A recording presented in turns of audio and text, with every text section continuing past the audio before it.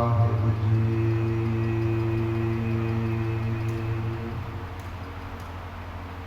श्री नानक पाद पंकज बंदन पाद पंकज बंदना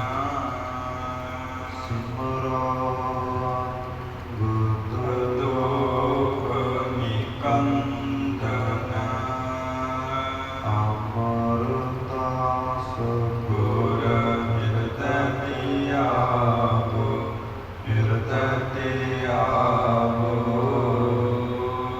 रामदास गुण गावो श्री अर्जुन विघ्नन के नाशक विघ्नन के नाशक हर गोविंद शुभ समत प्रकाशक श्री हरि राय नम कर जोरी नम कर जोरी वर हर कृष्ण मनाए बिहोरी तेग बहादुर परम कृपाला परम कृपाला श्री गुरु गोबिंद सिंह विशाला तारो तारा पार पुन पुन सीसा पुन पुन सीसा बंदो बार बार जगदीसा जिसमह अमृत ज्ञान है नानक भगत गराग गुरु ग्रंथ साहिब ओदद बंदो कर अनुराग आए प्रभ शरणागति कृपा निध दयाल एक अखर हर मन बसत नानक होत निहाल एक अखर हर मन बसत नानक होत निहाल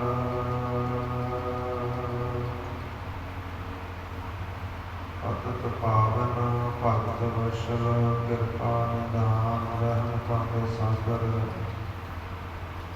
मेरी पीढ़ी ਦੇ ਮਾਲਕ ਸਾਹਿਬ ਸ੍ਰੀ ਗੁਰੂ ਹਰਗੋਬਿੰਦ ਸਾਹਿਬ ਜੀਆਂ ਦੇ ਪਾਵਨ ਆਵਨ ਪਵਿੱਤਰ ਅਸਥਾਨ ਦੇ ਉੱਪਰ ਸਾਹਿਬ ਸ੍ਰੀ ਗੁਰੂ ਗ੍ਰੰਥ ਸਾਹਿਬ ਜੀਆਂ ਦੇ ਚਰਨ ਕਰਸ ਰਹੇ ਗੁਰੂ ਰੂਪ ਗੁਰੂ ਖਾਲਸਾ ਸਾਧ ਸੰਗਤ ਜੀ ਸਤਿਗੁਰਾਂ ਦੀ ਅਪਾਰ ਕਿਰਪਾ ਬਖਸ਼ਿਸ਼ ਰਹਿਮਤ ਦਾ ਸਦਕਾ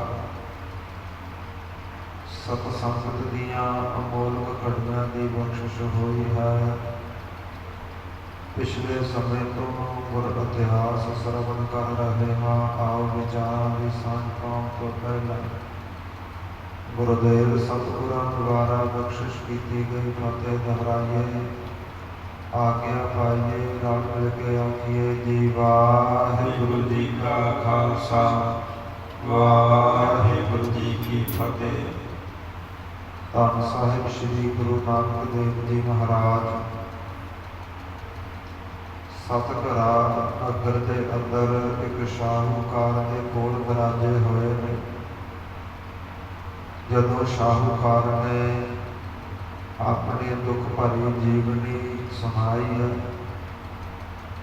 ਤੇ ਗੁਰੂ ਨਾਨਕ ਪਾਤਸ਼ਾਹ ਉਸ ਸ਼ਾਹੂਕਾਰ ਨੂੰ ਸਮਝਾਉਂਦੇ ਨੇ, ਵੇਖ ਭਾਈ, ਇਸ ਸੰਸਾਰ ਦੇ ਉੱਪਰ ਹਰ ਇੱਕ ਮਨੁੱਖ ਦੁਖੀ ਹੈ। ਹਰ ਇੱਕ ਦਾ ਜੀਵਨ ਕਿਸੇ ਨਾ ਕਿਸੇ ਪੱਖ ਤੋਂ ਅਧੂਰਾ ਹੈ। ਔਰ ਜੋ ਅਧੂਰਾਪਣ ਹੈ ਸਾਰੀ ਉਮਰ ਉਸ ਨੂੰ ਸਤਾਉਂਦਾ ਰਹਿੰਦਾ ਹੈ, ਚਿੰਤਾ ਬਣੀ ਰਹਿੰਦੀ ਹੈ। ਮਹਾਰਾਜ ਕਹਿੰਦੇ, ਵੇਖ ਸ਼ਾਹੂਕਾਰ, ਇੱਥੇ ਆਮ ਲੋਕਾਂ ਦੀ ਗੱਲ ਤਾਂ ਛੱਡ ਦਿਓ, ਜਿਹੜੇ ਸਮੇਂ ਸਮੇਂ ਦੇ ਅਵਤਾਰ ਹੋਏ ਨੇ ਉਹ ਵੀ ਇਸ ਪ੍ਰਕਾਰ ਸਮੇਂ ਸਮੇਂ ਤੇ ਆਈਆਂ ਮੁਸੀਬਤਾਂ ਵੇਲੇ ਰੋਂਦੇ ਰਹੇ ਨੇ। ਮਹਾਰਾਜ ਨੇ ਦੱਸਿਆ ਹੈ ਕਿ ਸਹੰਸਰਦਾਨ ਦੇ ਇੰਦਰ ਰਵਾਇਆ, ਪਰਸ਼ੁਰਾਮ ਰੋਗਾ ਕਰ ਆਇਆ। ਇਸ ਪ੍ਰਕਾਰ ਜਿਹੜਾ ਇੰਦਰਕਾਈ ਸਵਰਗਾਂ ਦਾ ਰਾਜਾ ਹੈ ਉਹ ਵੀ ਰੋਇਆ ਹੈ। ਮਨ ਨੂੰ ਵਿਕਾਰ ਪੈਦਾ ਹੋਏ ਨੇ, ਵਿਕਾਰ ਭੋਗਣ ਦੀ ਇੱਛਾ ਨੂੰ ਲੈ ਕਰਕੇ ਇੱਕ ਰਿਸ਼ੀ ਵੱਲੋਂ ਸ਼ਰਾਪ ਦਿੱਤਾ ਗਿਆ ਔਰ ਦਿੱਤੇ ਸ਼ਰਾਪ ਦੇ ਕਾਰਨ ਸਵਰਗਾਂ ਦਾ ਰਾਜ ਛੁੱਟਿਆ ਹੈ, ਦੇਵਤਿਆਂ ਦੀ ਸੈਨਾ ਛੁੱਟ ਗਈ ਹੈ। ਚਿੱਕੜ ਦੇ ਵਿੱਚ ਕਮਲ ਦੇ ਫੁੱਲਾਂ ਵਿੱਚ ਬੈਠ ਕਰਕੇ ਆਪਣਾ ਜੀਵਨ ਬਤੀਤ ਕਰ ਰਿਹਾ ਹੈ। ਮਹਾਰਾਜ ਕਹਿੰਦੇ, ਸਮਾਂ ਆਇਆ ਪਰਸ਼ੁਰਾਮ ਦੇ ਪਿਤਾ ਨੂੰ ਆ ਕਰਕੇ ਇੱਕ ਰਾਜੇ ਨੇ ਮਾਰਿਆ ਹੈ ਔਰ ਉਸ ਤੋਂ ਬਦਲੇ ਲੈਣ ਦੀ ਭਾਵਨਾ ਦੇ ਨਾਲ ਪਰਸ਼ੁਰਾਮ ਸ਼ਤਰੀਆਂ ਨੂੰ ਵਾਰ-ਵਾਰ ਮਾਰਦਾ ਹੈ, ਜਿੱਤਦਾ ਹੈ। ਐਸਾ ਹੰਕਾਰੀ ਹੋਇਆ ਕਿ ਮੇਰੇ ਵਰਗਾ ਕੋਈ ਸੰਸਾਰ ਤੇ ਯੋਧਾ ਨਹੀਂ ਹੋਵੇਗਾ। ਤੇ ਇਸ ਹੰਕਾਰ ਦੇ ਵਿੱਚ ਆ ਕਰਕੇ ਸਮੇਂ ਦੇ ਅਵਤਾਰ ਸ਼੍ਰੀ ਰਾਮਚੰਦਰ ਜੀਆਂ ਨਾਲ ਭਿੜਿਆ ਹੈ ਤੇ ਸ਼੍ਰੀ ਰਾਮਚੰਦਰ ਜੀਆਂ ਨੇ ਉਸ ਦੀਆਂ ਸਾਰੀਆਂ ਸ਼ਕਤੀਆਂ ਜਦੋਂ ਖਿੱਚੀਆਂ ਨੇ ਆਪਣੇ ਆਪ ਨੂੰ ਕੱਖੋਂ ਹੌਲਾ ਜਾਣਿਆ ਹੈ ਔਰ ਪਰਸ਼ੁਰਾਮ ਵੀ ਰੋਇਆ ਹੈ। ਮਹਾਰਾਜ ਕਹਿੰਦੇ, ਜਿਨ੍ਹਾਂ ਦੇ ਨਾਲ ਸ਼੍ਰੀ ਕ੍ਰਿਸ਼ਨ ਜੀ ਵਰਗੇ ਦੁਆਪਰ ਦੇ ਅਵਤਾਰ ਰਹਿੰਦੇ ਸਨ, ਉਹ ਪਾਂਡਵ ਵੀ ਰੋਏ। ਪਾਂਡਵਾਂ ਨੇ ਇੱਕ ਜੱਗ ਕੀਤਾ ਹੈ, ਜਿਸ ਜੱਗ ਦੇ ਕਾਰਨ ਇਹਨਾਂ ਨੂੰ ਬੜੀ ਮਾਇਆ ਜਾਂ ਦਾਤ ਪ੍ਰਾਪਤ ਹੋਈ ਹੈ ਤੇ ਮਾਇਆ ਦਾ ਹੰਕਾਰ ਹੋਇਆ ਹੈ। ਦਿੱਲੀ ਦਾ ਰਾਜਾ ਹੈ ਦੁਰਯੋਧਨ ਉਹਦੇ ਨਾਲ ਜੂਆ ਖੇਡਣ ਵਾਸਤੇ ਗਏ। ਜੂਆ ਖੇਡ ਰਹੇ ਨੇ, ਆਪਣਾ ਸਾਰਾ ਖਜ਼ਾਨਾ ਦਾਅ 'ਤੇ ਲਾ ਦਿੱਤਾ ਹੈ, ਆਪਣੇ ਹਾਥੀ ਘੋੜੇ ਦਾਅ 'ਤੇ ਲਾ ਦਿੱਤੇ ਨੇ, ਆਪਣਾ ਸਾਰਾ ਦੇਸ਼ ਹੀ ਦਾਅ 'ਤੇ ਲਾ ਦਿੱਤਾ ਹੈ ਜਿੱਥੇ ਇਹਨਾਂ ਦਾ ਰਾਜ ਸੀ। ਸਤਿਗੁਰੂ ਜੀ ਕਹਿੰਦੇ, ਇੱਥੇ ਜੀ ਬਸ ਨਹੀਂ। ਇਹਨਾਂ ਨੇ ਪੰਜਾਂ ਪਾਂਡਵਾਂ ਦੀ ਇੱਕ ਘਰਵਾਲੀ ਹੈ ਦ੍ਰੋਪਦੀ, ਉਹ ਵੀ ਦਾਅ 'ਤੇ ਲਾ ਦਿੱਤੀ। ਸਾਰਾ ਕੁਝ ਹਾਰ ਗਏ ਨੇ ਦੁਰਯੋਧਨ ਨੂੰ ਤੇ ਦੁਰਯੋਧਨ ਨੇ ਹੁਕਮ ਕੀਤਾ ਹੈ, ਵੇਖੋ ਕਿ ਜੋ ਤੁਸੀਂ ਦੇਸ਼ 'ਤੇ ਰਾਜ ਕਰਦੇ ਸੀ ਨਾ, ਉਹ ਤਾਂ ਤੁਸੀਂ ਦੇਸ਼ ਮੈਨੂੰ ਹਾਰ ਚੁੱਕੇ ਹੋ। ਇਸ ਪ੍ਰਕਾਰ ਹੁਣ ਉਸ ਦੇਸ਼ ਵਿੱਚ ਤੁਹਾਡਾ ਰਹਿਣਾ ਬਣਦਾ ਨਹੀਂ। ਜਾਓ, ਜੰਗਲਾਂ ਨੂੰ ਚਲੇ ਜਾਓ। 12 ਸਾਲ ਜੰਗਲ ਵਿੱਚ ਰਹਿ ਸਕਦੇ ਹੋ ਔਰ 13ਵਾਂ ਜੋ ਸਾਲ ਹੈ ਨਾ, ਉਹ ਲੁਕ ਕੇ ਬਤੀਤ ਕਰਨਾ ਹੈ। ਇਸ ਪ੍ਰਕਾਰ ਕਿਸੇ ਨੂੰ ਨਜ਼ਰ ਨਹੀਂ ਆਉਣਾ। ਜੇਕਰ ਤੁਸੀਂ ਨਜ਼ਰ ਆਏ ਨਾ ਤੇ ਫਿਰ ਤੁਹਾਡੀ ਸਜ਼ਾ ਵਧਾ ਦਿੱਤੀ ਜਾਵੇਗੀ। ਐਸੇ ਵਚਨ ਦੁਰਯੋਧਨ ਨੇ ਇਹਨਾਂ ਪਾਂਡਵਾਂ ਦਾ ਕੀਤੇ ਨੇ ਔਰ ਪਾਂਡਵ ਜੰਗਲਾਂ ਦੇ ਵਿੱਚ ਰਹਿੰਦੇ ਨੇ, ਭਾਰੀ ਦੁੱਖ ਸਹਿੰਦੇ ਨੇ। ਇੱਥੋਂ ਤੱਕ ਪਿਛਲੀਆਂ ਕਥਾ ਵਿਚਾਰਾਂ ਆਈਆਂ ਸਨ। ਸਤਿਗੁਰੂ ਜੀ ਪਾਂਡਵਾਂ ਦਾ ਪ੍ਰਸੰਗ ਸੁਣਾ ਰਹੇ ਨੇ। ਆਓ ਜਿਸ ਪ੍ਰਕਾਰ ਅੱਗੇ ਗੁਰ ਇਤਿਹਾਸ ਆਉਂਦਾ, ਸ਼ਰਧਾ ਪ੍ਰੇਮ ਭਾਵਨਾ ਦੇ ਨਾਲ ਸ਼ਰਵਣ ਕਰੀਏ ਜੀ। ਸਤਿਨਾਮ ਸ੍ਰੀ ਵਾਹਿਗੁਰੂ ਸਾਹਿਬ ਜੀਓ। ਚੌਪਈ ਦਵਾਦਸ ਸੰਮਤ ਫਿਰਪਤਾਈ। ਦੁਰਯੋਧਨ ਦੇ ਹੁਕਮ ਅਨੁਸਾਰ ਇਹਨਾਂ ਪੰਜਾਂ ਪਾਂਡਵਾਂ ਨੇ ਆਪਣੇ 12 ਸਾਲ ਜੰਗਲਾਂ ਵਿੱਚ ਫਿਰਦਿਆਂ ਨੇ ਬਤੀਤ ਕੀਤੇ ਨੇ। 10ਵੇਂ ਦੁਰਨੋ ਠਹਿਰਾਏ। ਜਦੋਂ 13ਵੇਂ ਸਾਲ ਦੀ ਆਰੰਭਤਾ ਹੋਈ ਹੈ, 13ਵਾਂ ਸਾਲ ਸੰਗਤ ਜੀ ਇਹਨਾਂ ਨੇ ਲੁਕ ਕੇ ਬਤੀਤ ਕਰਨਾ ਹੈ। ਉਤੋ ਬਰਾਠ ਮਦਰ ਅਵਨੀਪਾ। ਤੇ ਇੱਕ ਮੱਧਰ ਦੇਸ਼ ਦਾ ਰਾਜਾ ਹੈ। ਇਹ ਮੱਧਰ ਦੇਸ਼ ਉਦੋਂ ਪੰਜਾਬ ਵਿੱਚ ਪੈਂਦਾ ਸੀ ਸਤਿਗੁਰਾਂ ਦੇ ਸਮੇਂ। ਇਹ ਜੋ ਜੇਲਮ ਦਾ ਇਲਾਕਾ ਸੀ, ਉਸ ਇਲਾਕੇ ਦੇ ਵਿੱਚ ਇਸ ਪ੍ਰਕਾਰ ਇਹ ਜੇਲਮ ਦੇ ਔਰ ਰਾਵੀ ਦੇ ਵਿਚਕਾਰਲਾ ਹਿੱਸਾ ਸੀ। ਇਹਨਾਂ ਦੋਹਾਂ ਦਰਿਆਵਾਂ ਦੇ ਵਿਚਕਾਰਲੇ ਹਿੱਸੇ ਨੂੰ ਮੱਧਰ ਦੇਸ਼ ਕਿਹਾ ਜਾਂਦਾ ਸੀ। ਇਸ ਮੱਧਰ ਦੇਸ਼ ਦਾ ਇੱਕ ਰਾਜਾ ਹੈ ਵਿਰਾਟ। ਇਹ ਪਾਂਡਵ ਉਸਦੇ ਕੋਲ ਗਏ ਨੇ। ਪਹੁੰਚੇ ਤਿਹ ਕੇ ਜਾਇ ਸਮੀਪਾ। ਜਦੋਂ ਵਿਰਾਟ ਦੇਸ਼ ਦੇ ਰਾਜੇ ਦੇ ਕੋਲ ਗਏ ਨੇ ਨਾ, ਜਾ ਕਰਕੇ ਆਪਣੀ ਸਾਰੀ ਹਾਲਤ ਸੁਣਾਈ ਹੈ ਕਿ ਅਸੀਂ ਇੱਕ ਸਾਲ ਲੁਕ ਕੇ ਬਤੀਤ ਕਰਨਾ ਹੈ। ਰਾਜਾ, ਸਾਨੂੰ ਤੂੰ ਸਹਾਰਾ ਦੇ, ਆਸਰਾ ਦੇ, ਤਾਂ ਜੋ ਤੇਰੀਆਂ ਮਹਿਲਾਂ ਦੇ ਵਿੱਚ ਅਸੀਂ ਲੁਕ ਕੇ ਸਮਾਂ ਬਤੀਤ ਕਰੀਏ ਜੀ। ਧਰਮ ਚ ਚੌਪਰ ਘੇਰ ਖਿਡਾਵਾ। ਤੇ ਜਿਹੜਾ ਵਿਰਾਟ ਰਾਜਾ ਹੈ ਉਹ ਕਹਿਣ ਲੱਗਾ, ਜੇਕਰ ਮੇਰੀਆਂ ਮਹਿਲਾਂ ਦੇ ਵਿੱਚ ਰਹਿਣਾ ਤੁਹਾਨੂੰ ਭੇਸ ਬਦਲਣਾ ਪਵੇਗਾ, ਕੋਈ ਨਾ ਕੋਈ ਜ਼ਿੰਮੇਵਾਰੀ ਸਾਂਭਣੀ ਪਵੇਗੀ, ਕੰਮ ਕਰਨਾ ਪਵੇਗਾ, ਜਿਸ ਕਰਕੇ ਮੇਰੇ ਮਹਿਲਾਂ ਵਿੱਚ ਆਉਣ ਵਾਲੇ ਆਸੇ ਪਾਸੇ ਦੇ ਰਾਜੇ ਤੁਹਾਨੂੰ ਪਹਿਚਾਣ ਨਾ ਸਕਣ। ਜਿਹੜਾ ਇਹਨਾਂ ਦਾ ਵੱਡਾ ਭਰਾ ਹੈ, ਜਿਸ ਨੂੰ ਯੁਧਿਸ਼ਠਰ ਕਿਹਾ ਜਾਂਦਾ ਹੈ, ਇਸ ਪ੍ਰਕਾਰ ਉਸ ਨੂੰ ਇਹਨਾਂ ਨੇ ਚੌਕੀਦਾਰ ਬਣਾ ਕਰਕੇ ਇੱਕ ਦਰਵਾਜ਼ੇ ਉੱਪਰ ਖੜਾਇਆ ਹੈ। ਏਕ ਨਾਮ ਆਪਣੋ ਦਰਬਾਵਾ। ਔਰ ਜਿਹੜਾ ਇਹ ਧਰਮਜ ਭਾਵ ਯੁਧਿਸ਼ਠਰ ਹੈ ਨਾ, ਇਸ ਨੇ ਆਪਣਾ ਨਾਮ ਬਦਲ ਕੇ ਕੰਕ ਰੱਖਿਆ ਹੈ ਔਰ ਪਹਿਰੇਦਾਰ ਬਣ ਕੇ ਖੜਾ ਹੈ। ਭੀਮ ਰਸੋਈਆ ਬੱਲਭ ਨਾਮੋ। ਤੇ ਜਿਹੜਾ ਦੂਸਰਾ ਪਾਂਡਵ ਹੈ, ਇਸ ਦਾ ਨਾਮ ਭੀਮ ਹੈ। ਇਸ ਨੇ ਆਪਣਾ ਨਾਮ ਬਦਲ ਕੇ ਬੱਲਭ ਰੱਖ ਲਿਆ ਹੈ ਔਰ ਰਸੋਈਆ ਬਣਿਆ ਹੈ, ਲਾਂਗਰੀ ਬਣਿਆ ਹੈ। ਭੋਜਨ ਕਾਰਨ ਕੀਨ ਸਭ ਕਾਮੋ। ਸਾਰਾ ਭੋਜਨ ਤਿਆਰ ਕਰਨ ਦੀ ਇਹਦੀ ਡਿਊਟੀ ਲਾ ਦਿੱਤੀ ਹੈ ਵਿਰਾਟ ਰਾਜੇ ਨੇ। ਔਰ ਜਿੰਨਾ ਵੀ ਰਸੋਈ ਦਾ ਕੰਮ ਹੈ ਸਾਰਾ ਇਸਨੇ ਕਰਨਾ ਹੈ। ਸ਼ਸਤਰ ਅਸਤਰ ਦਰਬਾਰ ਸਭ ਕੀ। ਇਸ ਪ੍ਰਕਾਰ ਇਹ ਪੰਜੇ ਪਾਂਡਵ ਬੜੇ ਯੋਧੇ ਸਨ, ਪਰ ਵਿਰਾਟ ਰਾਜੇ ਨੇ ਇਹਨਾਂ ਦੇ ਜਿਹੜੇ ਜੰਗੀ ਸ਼ਸਤਰ ਔਰ ਜੰਗੀ ਵਸਤਰ ਸਾਰੇ ਉਤਾਰ ਕੇ ਲੁਕੋ ਦਿੱਤੇ ਨੇ।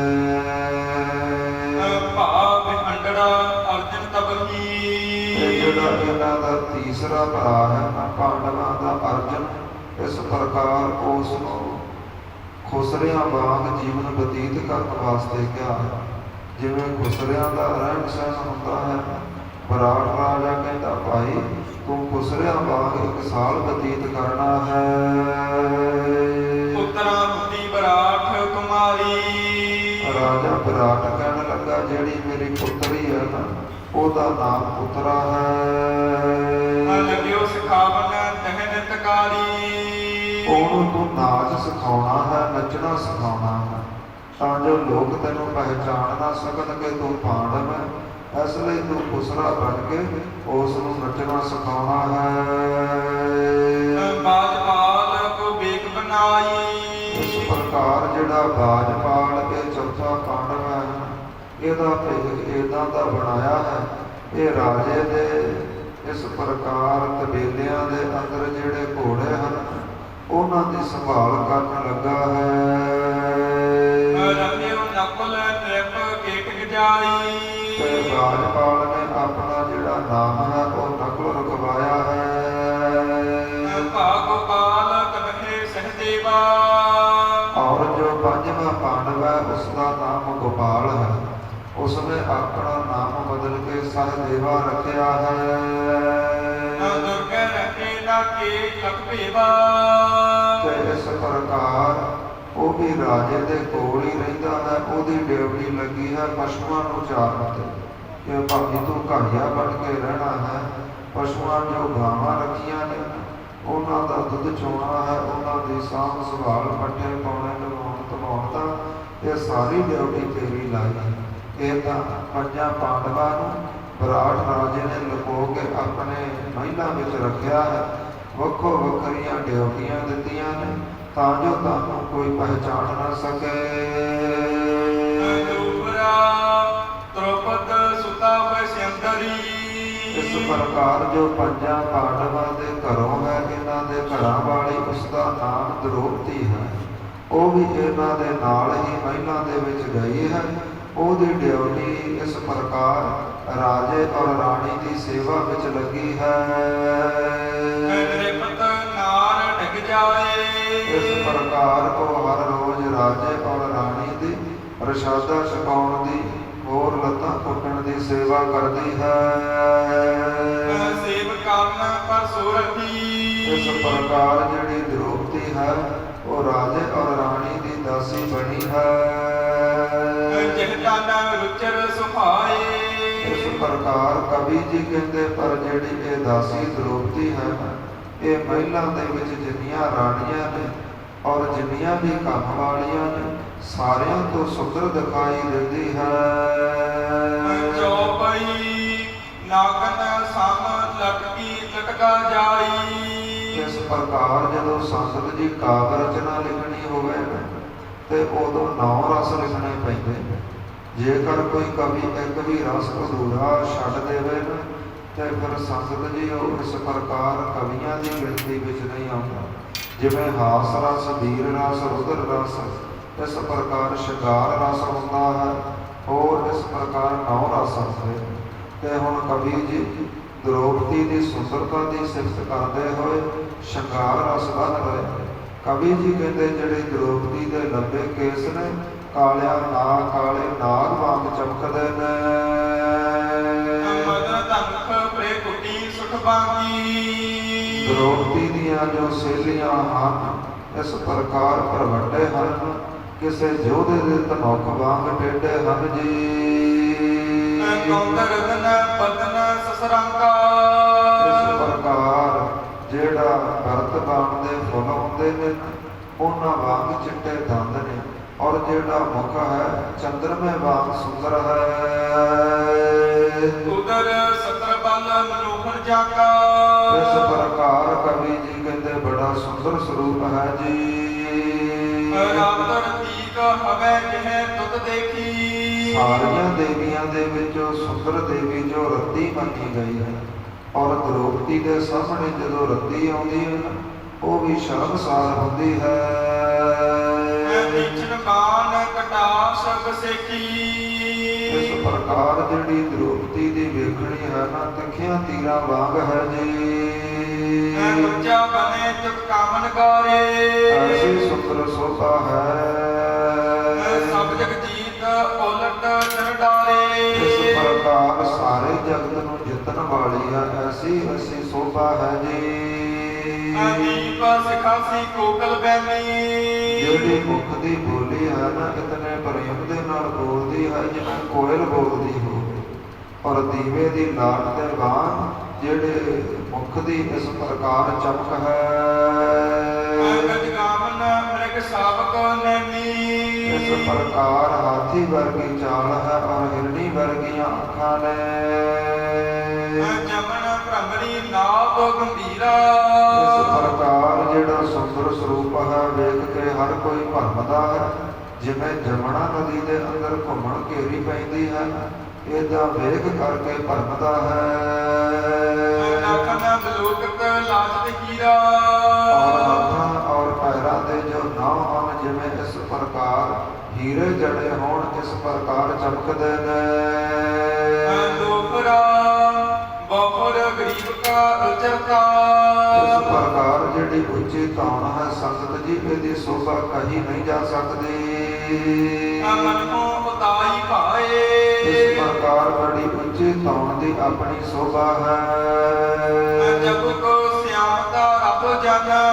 ਇਸ ਪ੍ਰਕਾਰ ਜਿਵੇਂ ਚੰਦਰਮੇ ਨੂੰ ਗ੍ਰਹਿਣ ਲੱਗ ਜਾਂਦਾ ਹੈ ਨਾ ਚੰਦਰਮੇ ਅੰਦਰ ਜਿਹੜਾ ਦਾਗ ਦਿਖਾਈ ਦਿੰਦਾ ਹੈ। ਦੁਰਿਓ ਸਸੀ ਮੈਂ ਆਏ। ਇਸ ਪ੍ਰਕਾਰ ਸੁੰਦਰ ਚਿੱਟੇ ਮੁਖ ਦੇ ਉੱਪਰ ਤਿਲ ਦਿਖਾਈ ਦਿੰਦੇ ਨੇ। ਚੌਪਈ ਜਿਹ ਆਗੇ ਦਾਸੀ ਮਹੋਬਤ। ਵਿਰਾਟ ਰਾਜੇ ਦੇ ਮਹਿਲਾਂ ਦੇ ਅੰਦਰ ਜਿੰਨੀਆਂ ਵੀ ਕੰਮ ਕਰਨ ਵਾਲੀਆਂ ਦਾਸੀਆਂ ਨੇ ਸੇਵਕੇ ਕਰ ਬੰਦੇ ਮੁਖ ਜੋਬਤ। ਸਾਰੀਆਂ ਹੀ ਦ੍ਰੋਪਦੀ ਦਾ ਹੱਥ ਜੋੜ ਕੇ ਨਮਸਕਾਰ ਕਰਦੀਆਂ ਸਤਿਕਾਰ ਕਰਦੀਆਂ ਨੇ। ਸੋ ਵਿਰਾਟ ਨਿਰਪ ਕੀ ਰਜਧਾਨੀ। ਐਸੀ ਵਿਰਾਟ ਰਾਜੇ ਦੀ ਰਾਜਧਾਨੀ ਹੈ ਜਿਸ ਦੇ ਵਿੱਚ ਦ੍ਰੋਪਦੀ ਰਹਿੰਦੀ ਹੈ। ਕਾਨ ਸਿਅੰਦਰੀ ਬੇਗੁਦਰਾਨੀ। ਆਪਣਾ ਭੇਸ ਬਦਲਿਆ ਹੈ ਔਰ ਰਾਜੇ ਔਰ ਰਾਣੀ ਦੀ ਦਾਸੀ ਬਣ ਕੇ ਸੇਵਾ ਕਰਦੀ ਹੈ। ਰਹਿਤ ਦ੍ਰੋਪਦੀ ਮੈਨ ਉਚਾਰੀਏ। ਇਸ ਪ੍ਰਕਾਰ ਜਿਹੜੀ ਦ੍ਰੋਪਦੀ ਹੈ ਨਾ, ਇਹ ਕਈ ਵਾਰ ਜਦੋਂ ਸਾਰੇ ਨੌਕਰ ਰਾਣੀਆਂ ਇਕੱਠੀਆਂ ਹੁੰਦੀਆਂ ਨੇ, ਉਹਨਾਂ ਤਾਈਂ ਐਸੇ ਬਚਨ ਸੁਣਾਉਂਦੀ ਹੈ। ਗੰਧਰਵ ਮੋਹੇ ਪੰਜ ਰਖਵਾਰੇ। ਕਹਿੰਦੀ ਹੈ ਕਿ ਜੋ 5 ਗੰਧਰਵ ਨੇ ਨਾ, 5 ਸ਼ਕਤੀਆਂ ਨੇ, ਉਹ ਹਮੇਸ਼ਾ ਮੇਰੀ ਰਾਖੀ ਕਰਦੀਆਂ ਨੇ। ਕਾਮ ਦ੍ਰਿਸ਼ਟ ਮੁਕੋ ਜੋ ਦੇਖੇ। ਜਿਹੜਾ ਵੀ ਕੋਈ ਭੈੜੀ ਨਿਗਾਹ ਦੇ ਨਾਲ ਮੇਰੇ ਵੱਲ ਵੇਖਦਾ ਹੈ, ਮ੍ਰਿਤਕ ਕਾਤ ਸੋ ਬਲੀ ਬਸੇਖੇ। ਛੇਤੀ ਹੀ ਉਹ ਮੌਤ ਹੋ ਜਾਂਦੀ ਹੈ। ਉਸ 5 ਸ਼ਕਤੀਆਂ ਮੇਰੀ ਰਾਖੀ ਕਰਦੀਆਂ ਨੇ। ਜਦੋਂ ਵੀ ਕੋਈ ਭੈੜੀ ਨਿਗਾਹ ਦੇ ਨਾਲ ਮੈਨੂੰ ਵੇਖਦਾ ਹੈ ਨਾ, ਉਹਦੀ ਇਸ ਪ੍ਰਕਾਰ ਮੌਤ ਹੁੰਦੀ ਹੈ। ਸਬਨ ਸੁਨਾਏ ਦੀਨ ਅਸਬਾਨੀ। ਇਸ ਪ੍ਰਕਾਰ ਸੁੰਦਰ ਬੋਲੀ ਦੇ ਨਾਲ ਐਸੀਆਂ ਗੱਲਾਂ ਮਹਿਲਾਂ ਅੰਦਰ ਸੁਣਾਉਂਦੀ ਹੈ। ਸੇਵ ਕਰਨ ਰਾਣੀ ਕੀ ਖਾਨੀ। ਬੜੀ ਹੀ ਵਿਰਾਟ ਰਾਜੇ ਦੀ ਜੋ ਰਾਣੀ ਹੈ ਨਾ, ਉਹਦੀ ਇਹ ਸੇਵਾ ਕਰਦੀ ਹੈ। ਕਿਤਕ ਦਿਵਸ ਜਬ ਰਹਿਤ ਬਿਤਾਏ। ਇਸ ਪ੍ਰਕਾਰ ਪੰਜਾਂ ਪਾਂਡਵਾਂ ਔਰ ਦ੍ਰੋਪਦੀ ਨੂੰ ਵਿਰਾਟ ਰਾਜੇ ਦੇ ਮਹਿਲਾਂ ਅੰਦਰ ਰਹਿੰਦਿਆਂ ਜਦੋਂ ਕੁਝ ਕੁ ਦਿਨ ਬਤੀਤ ਹੋਏ ਨੇ, ਛਪੇ ਰਹੇ ਕਿਨ ਜਾਨ ਨਾ ਪਾਏ। ਇਸ ਪ੍ਰਕਾਰ ਇਹ 6 ਜਾਣੇ, 5 ਪਾਂਡਵ ਔਰ 1 ਦ੍ਰੋਪਦੀ ਮਹਿਲਾਂ ਅੰਦਰ ਲੁਕ ਕੇ ਰਹੇ ਨੇ, ਕਿਸੇ ਨੂੰ ਪਤਾ ਨਹੀਂ ਲੱਗਿਆ। ਉਤੋਂ ਭਰਾਤ ਇੱਕ ਰਾਣੀ ਕੇਰਾ। ਤੇ ਜਿਹੜਾ ਵਿਰਾਟ ਰਾਜਾ ਹੈ ਨਾ, ਰਿਸ਼ਤੇ ਦੇ ਵਿੱਚ ਉਹਦਾ ਇੱਕ ਸਾਲਾ ਹੈ। ਭਾਵ ਵਿਰਾਟ ਰਾਜੇ ਦੀ ਜੋ ਰਾਣੀ ਹੈ ਨਾ, ਉਹਦਾ ਇੱਕ ਭਰਾ ਹੈ ਜੋ ਬੜਾ ਬਲੀ ਹੈ, ਯੋਧਾ ਹੈ। ਗ੍ਰੀਚਕ ਆਖਿਆ ਬਲੀ ਵਡੇਰਾ। ਜਿਹੜਾ ਬੜਾ ਬਲੀ ਜ਼ੋਰਦਾਰ ਹੈ, ਔਰ ਕਰੀਚਕ ਉਸ ਦਾ ਨਾਮ ਹੈ। ਸਹਿਜ ਸੁਭਾਏ ਸੁਸਾ ਟਿਕ ਆਵਾ। ਇੱਕ ਦਿਨ ਸੋਚੇ ਸਿੱਧੇ ਹੀ ਮਨ ਕੀਤਾ ਹੈ ਆਪਣੀ ਭੈਣ ਨੂੰ ਮਿਲਣ ਦਾ, ਤੇ ਮਹਿਲਾਂ ਵਿੱਚ ਆਇਆ ਹੈ। ਦ੍ਰੋਪਦ ਸੁਤਾ ਕੋ ਪੇਖ ਬਿਰਮਾਵਾ। ਜਦੋਂ ਮਹਿਲਾਂ ਦੇ ਵਿੱਚ ਆਇਆ ਹੈ ਔਰ ਸੁੰਦਰ ਦ੍ਰੋਪਦੀ ਵੇਖੀ ਹੈ, ਭਰਮਾਇਆ ਹੈ।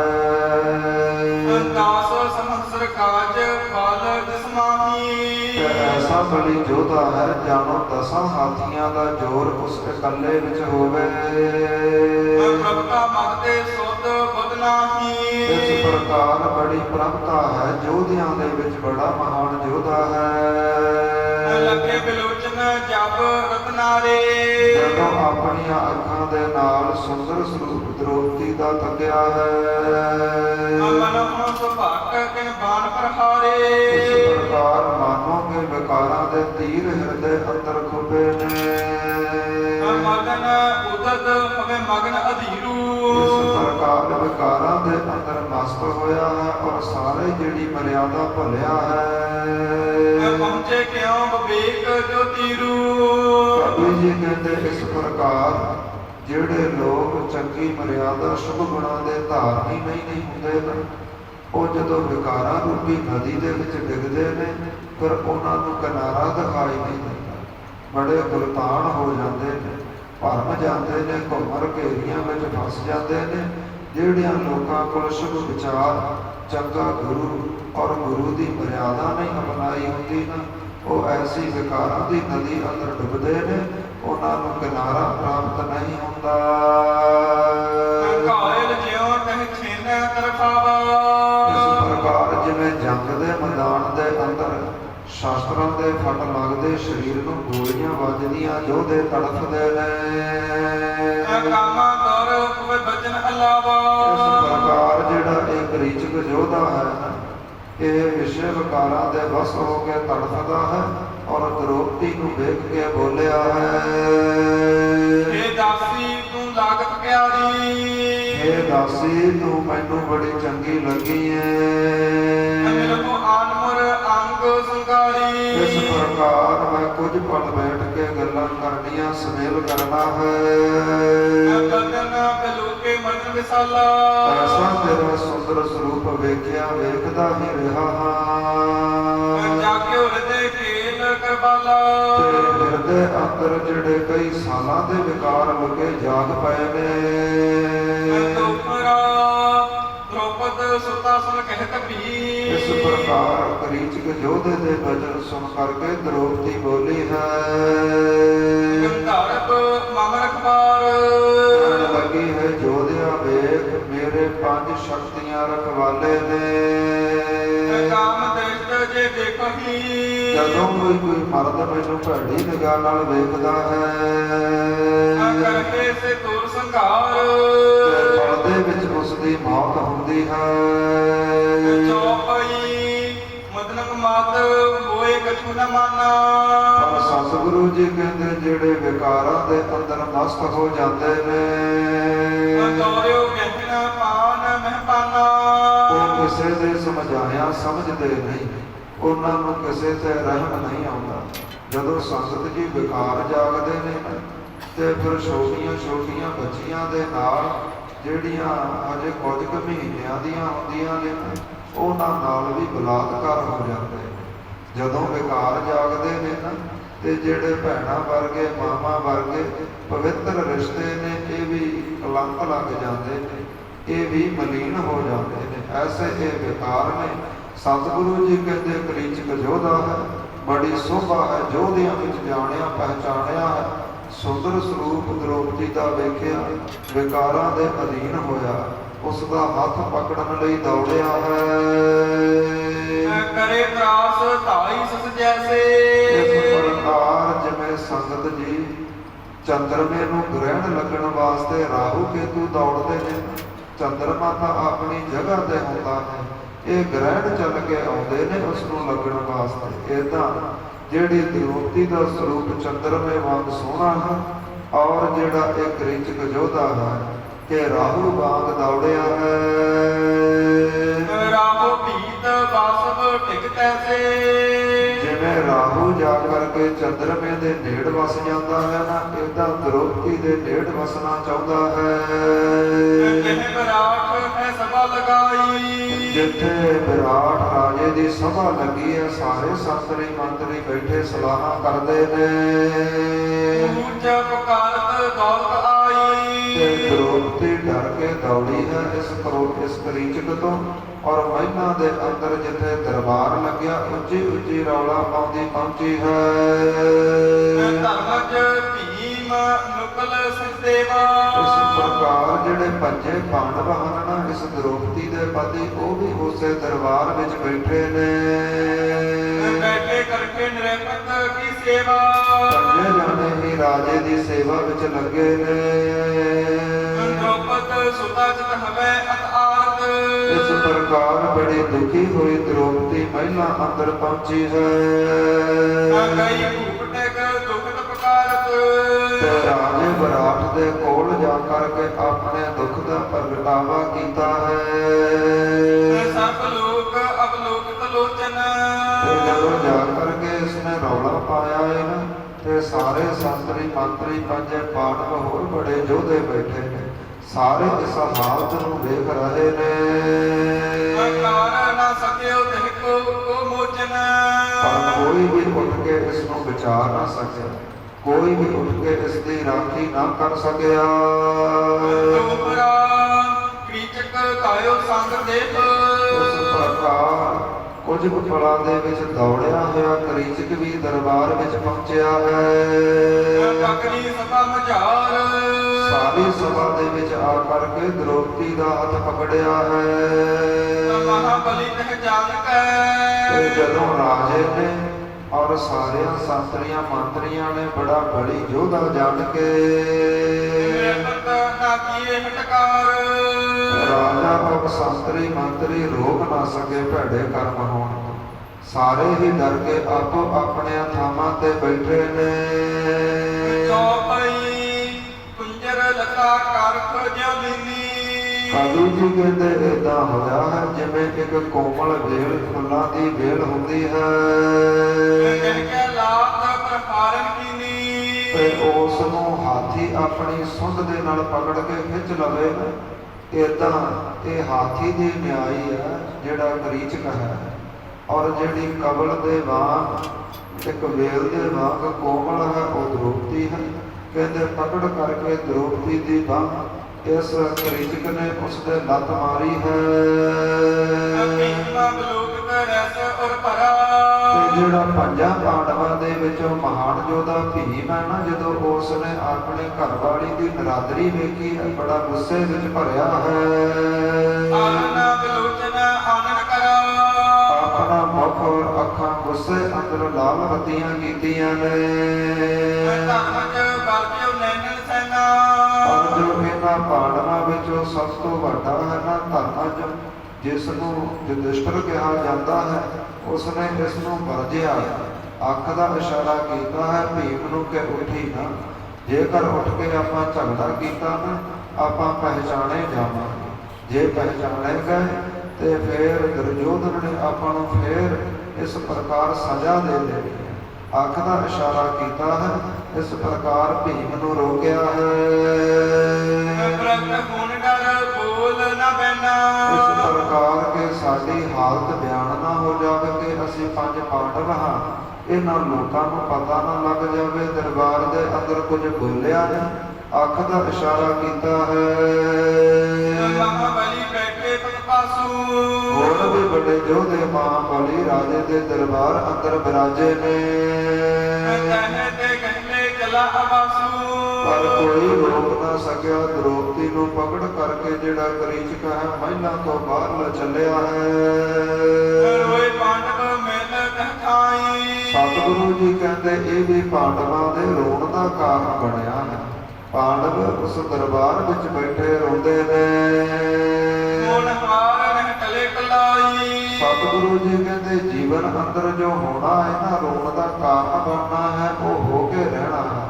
ਇਸ ਪ੍ਰਕਾਰ ਉਹ ਕਦੇ ਟਲਦਾ ਨਹੀਂ। ਆਤਕ ਦੁਖੀ ਹੋਏ ਮਨ ਮਾਹੀ ਇਸ ਪ੍ਰਕਾਰ ਬੜੇ ਦੁਖੀ ਹੋਏ ਨੇ ਇਹ ਪਾਂਡਵ ਔਰ ਦ੍ਰੋਪਦੀ। ਬਿਨਾ ਗਿਆਨ ਕਹਿ ਕਾਪ ਸੁਖ ਨਾਹੀ ਸਤਿਗੁਰੂ ਜੀ ਕਹਿੰਦੇ ਬਿਨਾ ਪਰਮੇਸ਼ਰ ਦੇ ਗਿਆਨ ਤੋਂ ਕਦੋਂ ਕਿਹਨੇ ਸੁਖ ਪਾਇਆ ਹੈ? ਕਿਸੇ ਨੇ ਸੁਖ ਨਹੀਂ ਪਾਇਆ। ਜਿਸ ਨੂੰ ਪਰਮੇਸ਼ਰ ਦਾ ਗਿਆਨ ਹੋਵੇ ਉਹੀ ਸੁਖ ਪਾਉਂਦਾ ਹੈ। ਬੰਦਗੀ ਵਾਲੀ ਰੂਹ ਹੋਵੇ ਨਾ, ਉਹੀ ਸੁਖ ਪਾਉਂਦੀ ਹੈ। ਨਹੀਂ ਤਾਂ ਸੰਸਾਰ ਦੇ ਲੋਕ ਪਲ ਪਲ ਤੇ ਐਸੀਆਂ ਘਟਨਾਵਾਂ ਘਟਦੀਆਂ ਨੇ ਔਰ ਰੋਂਦੇ ਨੇ। ਇਹ ਪ੍ਰਸੰਗ ਪੂਰਨ ਕਹੋ ਇਸ ਪ੍ਰਕਾਰ ਭਾਈ ਮਰਦਾਨਾ ਜੀ ਕਹਿਣ ਲੱਗੇ, ਮਹਾਰਾਜ ਜਿਹੜਾ ਇਹ ਪਾਂਡਵਾਂ ਦਾ ਪ੍ਰਸੰਗ ਹੈ ਨਾ, ਔਰ ਕਰੀਚਕ ਦ੍ਰੋਪਦੀ ਨੂੰ ਲੈ ਕੇ ਗਿਆ ਹੈ, ਇਹ ਤੋਂ ਬਾਅਦ ਕੀ ਘਟਨਾ ਘਟੀ ਹੈ, ਕਿਵੇਂ ਪਾਂਡਵਾਂ ਨੇ ਉਸ ਦੀ ਰਾਖੀ ਕੀਤੀ ਹੈ ਆਪਣੀ ਪਤਨੀ ਦੀ, ਇਹ ਸਾਨੂੰ ਸਾਰਾ ਪ੍ਰਸੰਗ ਸੁਣਾਉਣਾ ਕਰੋ ਜੀ। ਸੰਤ ਇਤਿਹਾਸ ਤੇ ਗੁਰੂ ਨਾਨਕ ਪਾਤਸ਼ਾਹ ਕਹਿੰਦੇ ਹੈ ਸੰਤ ਸਰੂਪ ਭਾਈ ਮਰਦਾਨਾ ਭਾਈ ਬਾਲਾ ਇਹ ਸਰੋਤਾ ਜਨੋ, ਇਹ ਸਾਰਾ ਇਤਿਹਾਸ ਸੁਣਨਾ ਕਰੋ ਜੀ। ਦ੍ਰੋਪਦ ਸੁਤਾ ਦੁਖ ਆਤੁਰੀ ਇਸ ਪ੍ਰਕਾਰ ਦ੍ਰੋਪਦੀ ਬੜੀ ਦੁਖੀ ਹੋਈ ਹੈ। ਔਰ ਜਦੋਂ ਕਰੀਚਕ ਪਕੜ ਕੇ ਚੱਲਿਆ ਹੈ, ਪਿੱਛੇ ਨੂੰ ਧੌਣ ਘੁਮਾ ਕੇ ਰਾਜੇ ਵੱਲ ਵੇਖਿਆ ਔਰ ਬੋਲੀ ਹੈ,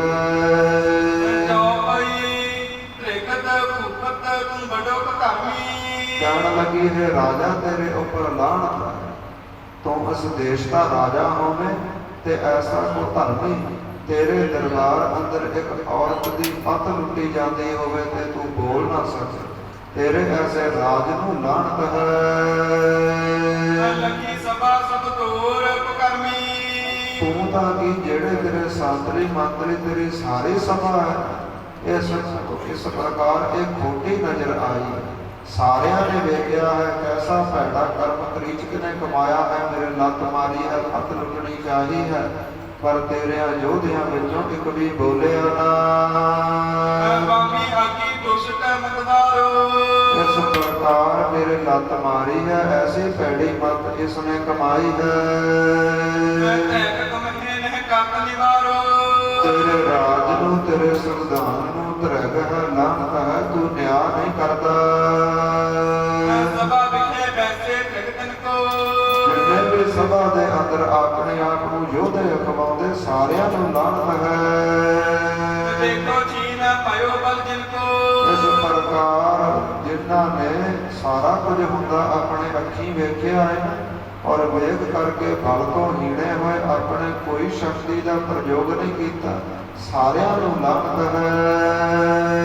ਬਹੁ ਬੋਲ ਬੋਲਤ ਵੀ ਕਹਿ ਬਲ ਇਸ ਪ੍ਰਕਾਰ ਜਿਹੜੀ ਦ੍ਰੋਪਦੀ ਹੈ ਖੋਟੇ ਬਚਨ ਬੋਲਦੀ ਹੋਈ, ਲਾਹਨਤਾਂ ਪਾਉਂਦੀ ਹੋਈ ਇਹਨਾਂ ਰਾਜਿਆਂ ਤਾਈਂ ਬੋਲਦੀ ਹੈ। ਚਲਿਓ ਐ ਚਲੇ ਬਾਲਕ ਮਿਤ ਥਲ ਪਰ ਬੜੇ ਜੋੜ ਦਾ ਮਾਲਕ ਕ੍ਰੀਚਕ ਹੈ, ਇਸ ਦ੍ਰੋਪਦੀ ਨੂੰ ਘੜੀਸ ਕੇ ਦਰਬਾਰ ਚੋਂ ਲਗਿਆ ਹੈ। ਸਰਬ ਦਿਸਨ ਤੇ ਆਸ ਚੁਕਾਈ ਜਦੋਂ ਦ੍ਰੋਪਦੀ ਨੇ ਇਹ ਜਾਣਿਆ ਹੈ ਨਾ ਕਿ ਸਾਰੀਆਂ ਦਿਸ਼ਾ ਹੁਣ ਬੰਦ ਹੋ ਚੁੱਕੀਆਂ ਨੇ, ਸਾਰੇ ਆਸਰਿਆਂ ਦੇ ਦਰਵਾਜ਼ੇ ਬੰਦ ਹੋ ਚੁੱਕੇ ਨੇ, ਹੁਣ ਮੈਨੂੰ ਕੋਈ ਬਚਾਉਣ ਵਾਲਾ ਨਹੀਂ ਰਿਹਾ ਤੇ ਇਸਨੇ ਸੋਚਿਆ ਹੈ ਕਿ ਇਸ ਨੂੰ ਪਿਆਰ ਦੇ ਨਾਲ ਸਮਝਾਵਾਂ, ਇਸ ਤੋਂ ਛੁੱਟਣ ਦਾ ਕੋਈ ਉਪਾਅ ਕਰਾਂ। ਜਦੋਂ ਕ੍ਰੀਚਕ ਮਹਿਲਾਂ ਤੋਂ ਬਾਹਰ ਅੱਧੇ ਰਸਤੇ ਇਸ ਨੂੰ ਲੈ ਗਿਆ ਹੈ। ਬੜੇ ਪ੍ਰੇਮ ਦੇ ਨਾਲ ਇਹ ਦ੍ਰੋਪਦੀ ਬੋਲੀ ਹੈ ਕ੍ਰੀਚਕ ਤਾਈ।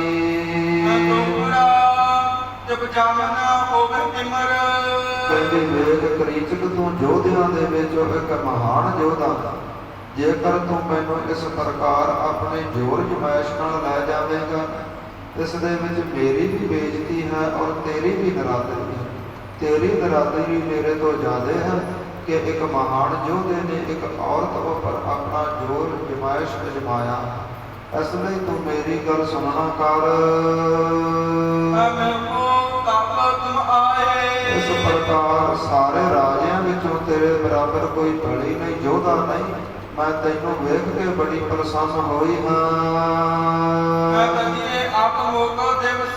ਇਸ ਪ੍ਰਕਾਰ ਹੁਣ ਮੈਨੂੰ ਛੱਡ ਦੇਣਾ ਕਰ, ਹੁਣ ਮੈਨੂੰ ਨਾਲ ਨਾ ਲਿਜਾ, ਮੈਂ ਆਪਣੇ ਆਪ ਤੇਰੇ ਕੋਲ ਆਵਾਂਗੀ। ਸੰਕੇਤ ਬਤਾਏ ਬਸ ਤੂੰ ਮੈਨੂੰ ਰਸਤਾ ਦੱਸ ਦੇ, ਉਸ ਰਸਤੇ ਆਵਾਂਗੀ। ਇਸ ਪ੍ਰਕਾਰ ਦ੍ਰੋਪਦੀ ਨੇ ਇਹ ਛਲ ਖੇਡਿਆ ਹੈ, ਇਸ ਪ੍ਰਕਾਰ ਇੱਕ ਚਰਿੱਤਰ ਖੇਡਿਆ ਹੈ। ਇਸ ਵਿਦ ਸੁਣ ਕਰ ਕ੍ਰੀਚਕ ਰਖਾਨਾ, ਔਰ ਜਿਹੜਾ ਕ੍ਰੀਚਕ ਯੋਧਾ ਹੈ ਵਿਕਾਰਾਂ ਦੇ ਬਸ ਹੋਇਆ, ਦ੍ਰੋਪਦੀ ਦੀਆਂ ਗੱਲਾਂ ਵਿੱਚ ਆਇਆ ਔਰ ਬੜਾ ਖੁਸ਼ ਹੋਇਆ ਹੈ। ਤੇ ਬੜਾ ਖੁਸ਼ ਹੋ ਕੇ ਆਪਣੇ ਮੁਖੋਂ ਬੋਲਦਾ ਹੈ। ਕਹਿਣ ਲੱਗਾ ਜਦੋਂ ਕੱਲ ਦਾ ਸੂਰਜ ਢਲੇਗਾ ਨਾ, ਕੱਲ ਦੀ ਸ਼ਾਮ ਹੋਵੇਗੀ। ਇਸ ਪ੍ਰਕਾਰ ਜੋ ਇੱਕ ਪਾਠਸ਼ਾਲਾ, ਇੱਕ ਸਕੂਲ ਹੈ, ਇਸ ਪ੍ਰਕਾਰ ਉਹ ਮੇਰਾ ਟਿਕਾਣਾ ਹੈ, ਉੱਥੇ ਆਉਣਾ ਹੈ ਤੂੰ। ਤੇ ਜੇਕਰ ਕੀਤੇ ਵਾਅਦੇ ਅਨੁਸਾਰ ਤੂੰ ਮੁਕਰੀ ਹੈ, ਤੇ ਜਦੋਂ ਅਗਲੇ ਦਿਨ ਦੀ ਸਵੇਰ ਹੋਵੇਗੀ ਤੇ ਮੈਂ ਤੈਨੂੰ ਗ੍ਰਹਿਣ ਕਰ ਲਵਾਂਗਾ, ਤੈਨੂੰ ਆਪ ਆ ਕੇ ਪਕੜਾਂਗਾ। ਇਸ ਪ੍ਰਕਾਰ ਇਹ ਕਹਿ ਕਰਕੇ ਦ੍ਰੋਪਦੀ ਦਾ ਹੱਥ ਛੱਡਿਆ ਹੈ। ਕਵੀ ਜੀ ਕਹਿੰਦੇ ਐਸਾ ਹੌਸਲਾ ਦ੍ਰੋਪਦੀ ਨੂੰ ਹੋਇਆ ਹੈ ਜਿਵੇਂ ਸ਼ੇਰ ਦੇ ਮੂੰਹ ਚੋਂ ਕੋਈ ਹਿਰਨੀ ਸੁੱਟ ਜਾਵੇ। ਇਸ ਪ੍ਰਕਾਰ ਹੱਥ ਛੁਡਾ ਕੇ ਦੌੜੀ ਹੈ ਔਰ ਮਹਿਲਾਂ ਅੰਦਰ ਆਈ ਹੈ।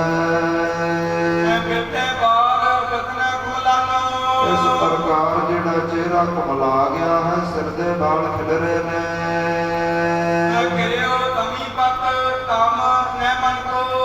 ਕਹਿੰਦੇ ਜਿਵੇਂ ਰਾਤਰੀ ਨੂੰ ਸੁੰਦਰ ਚੰਦਰਮੇ ਨੂੰ ਬੱਦਲ ਢੱਕ ਲੈਂਦੇ ਨੇ ਨਾ ਕਾਲੇ, ਏਦਾਂ ਚੰਦਰਮੇ ਵਰਗਾ ਸੁਖ ਜਿਹੜਾ ਸੁੰਦਰ ਮੁਖ ਹੈ ਔਰ ਬੱਦਲਾਂ ਦੀ ਨਿਆਈ ਕਾਲੇ ਵਾਲਾਂ ਨੇ ਮੁਖ ਟਕਿਆ ਹੈ। ਕ੍ਰੀਚਕ ਤੋਂ ਡਰਦੇ ਸਹਿਤ ਜਿਹੜਾ ਮੁਖ ਹੈ ਉਹ ਸੁੱਕ ਰਿਹਾ ਹੈ। ਇਸ ਪ੍ਰਕਾਰ ਜਿਹੜੇ ਸਰੀਰ ਦੇ ਅੰਗ ਹਨ ਉਹਨਾਂ ਵਿੱਚ ਡਰਦੇ ਨਾਲ ਕੰਬਣੀ ਛਿੜੀ ਹੈ। ਸਾਰਾ ਸਰੀਰ ਇਸ ਪ੍ਰਕਾਰ ਮਿੱਟੀ ਧੂੜ ਨਾਲ ਲਿਬੜਿਆ ਹੈ।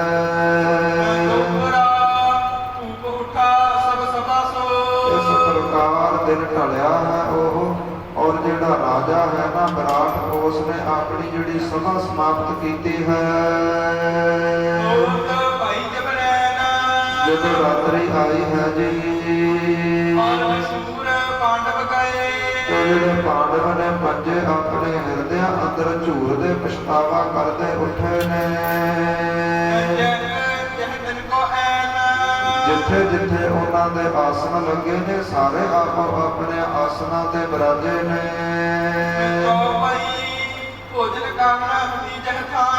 ਇਸ ਪ੍ਰਕਾਰ ਜਿੱਥੇ ਭੀਮ ਸੈਨ ਦੀ ਡਿਊਟੀ ਲੱਗੀ ਹੈ ਨਾ, ਦੂਸਰਾ ਜਿਹੜਾ ਪਾਂਡਵ ਹੈ ਭੀਮ, ਉਹਦੀ ਜਿਹੜੀ ਡਿਊਟੀ ਹੈ ਰਸੋਈ ਵਿੱਚ ਹੈ, ਜਿੱਥੇ ਖਾਣਾ ਤਿਆਰ ਹੁੰਦਾ ਹੈ।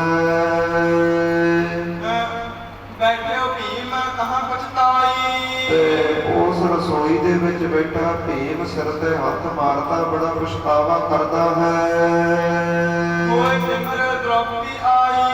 ਜਦੋਂ ਹਨੇਰਾ ਹੋਇਆ ਹੈ ਔਰ ਵਾਪਸ ਮਹਿਲਾਂ ਅੰਦਰ ਦ੍ਰੋਪਦੀ ਪਹੁੰਚੀ ਹੈ।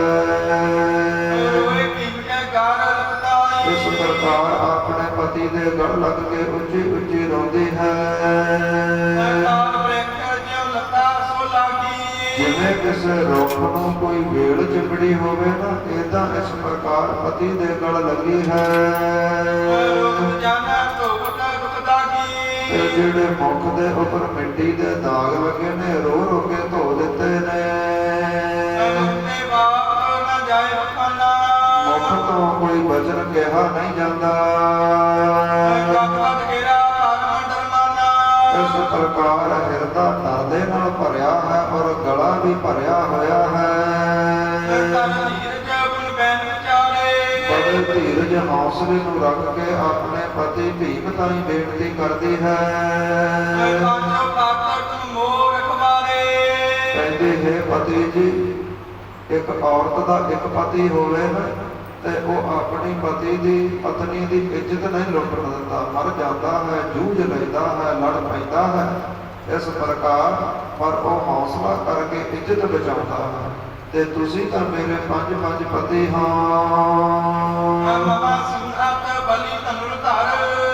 ਤੇ ਪੰਜ ਪਤੀ ਹੋ, ਉਹ ਵੀ ਸਾਰੇ ਸੂਰਮੇ ਹੋ, ਬੜੇ ਧਨੁਸ਼ ਧਾਰੀ, ਤੀਰ ਅੰਦਾਜ਼ ਹੋ।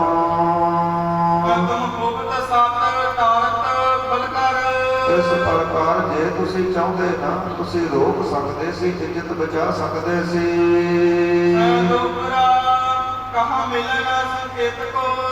ਇਸ ਪ੍ਰਕਾਰ ਮੈਂ ਕਰੀਚਕ ਨੂੰ ਇੱਕ ਵਾਅਦਾ ਕਰਕੇ ਛੁੱਟੀ ਹਾਂ। ਇਸ ਪ੍ਰਕਾਰ ਉਸ ਨੇ ਮੈਨੂੰ ਆਪ ਸੱਦਿਆ ਹੈ, ਟਿਕਾਣਾ ਦੱਸਿਆ ਹੈ। ਤੇ ਜੇ ਪਤੀ ਜੀ ਮੈਂ ਕੱਲ ਨੂੰ ਨਾ ਗਈ ਤੇ ਅਗਲੇ ਦਿਨ ਦੀ ਸਵੇਰ ਹੁੰਦਿਆਂ ਉਹਦੇ ਜਿਹੜੇ ਸਿਪਾਹੀ ਨੇ ਨਾ, ਨਾਲ ਦੇ ਯੋਧੇ ਪਕੜ ਕੇ ਲੈ ਜਾਵਣਗੇ। ਇਸ ਪ੍ਰਕਾਰ ਆਪਣੇ ਘਰ ਪਕੜ ਕੇ ਲੈ ਜਾਵਣਗੇ।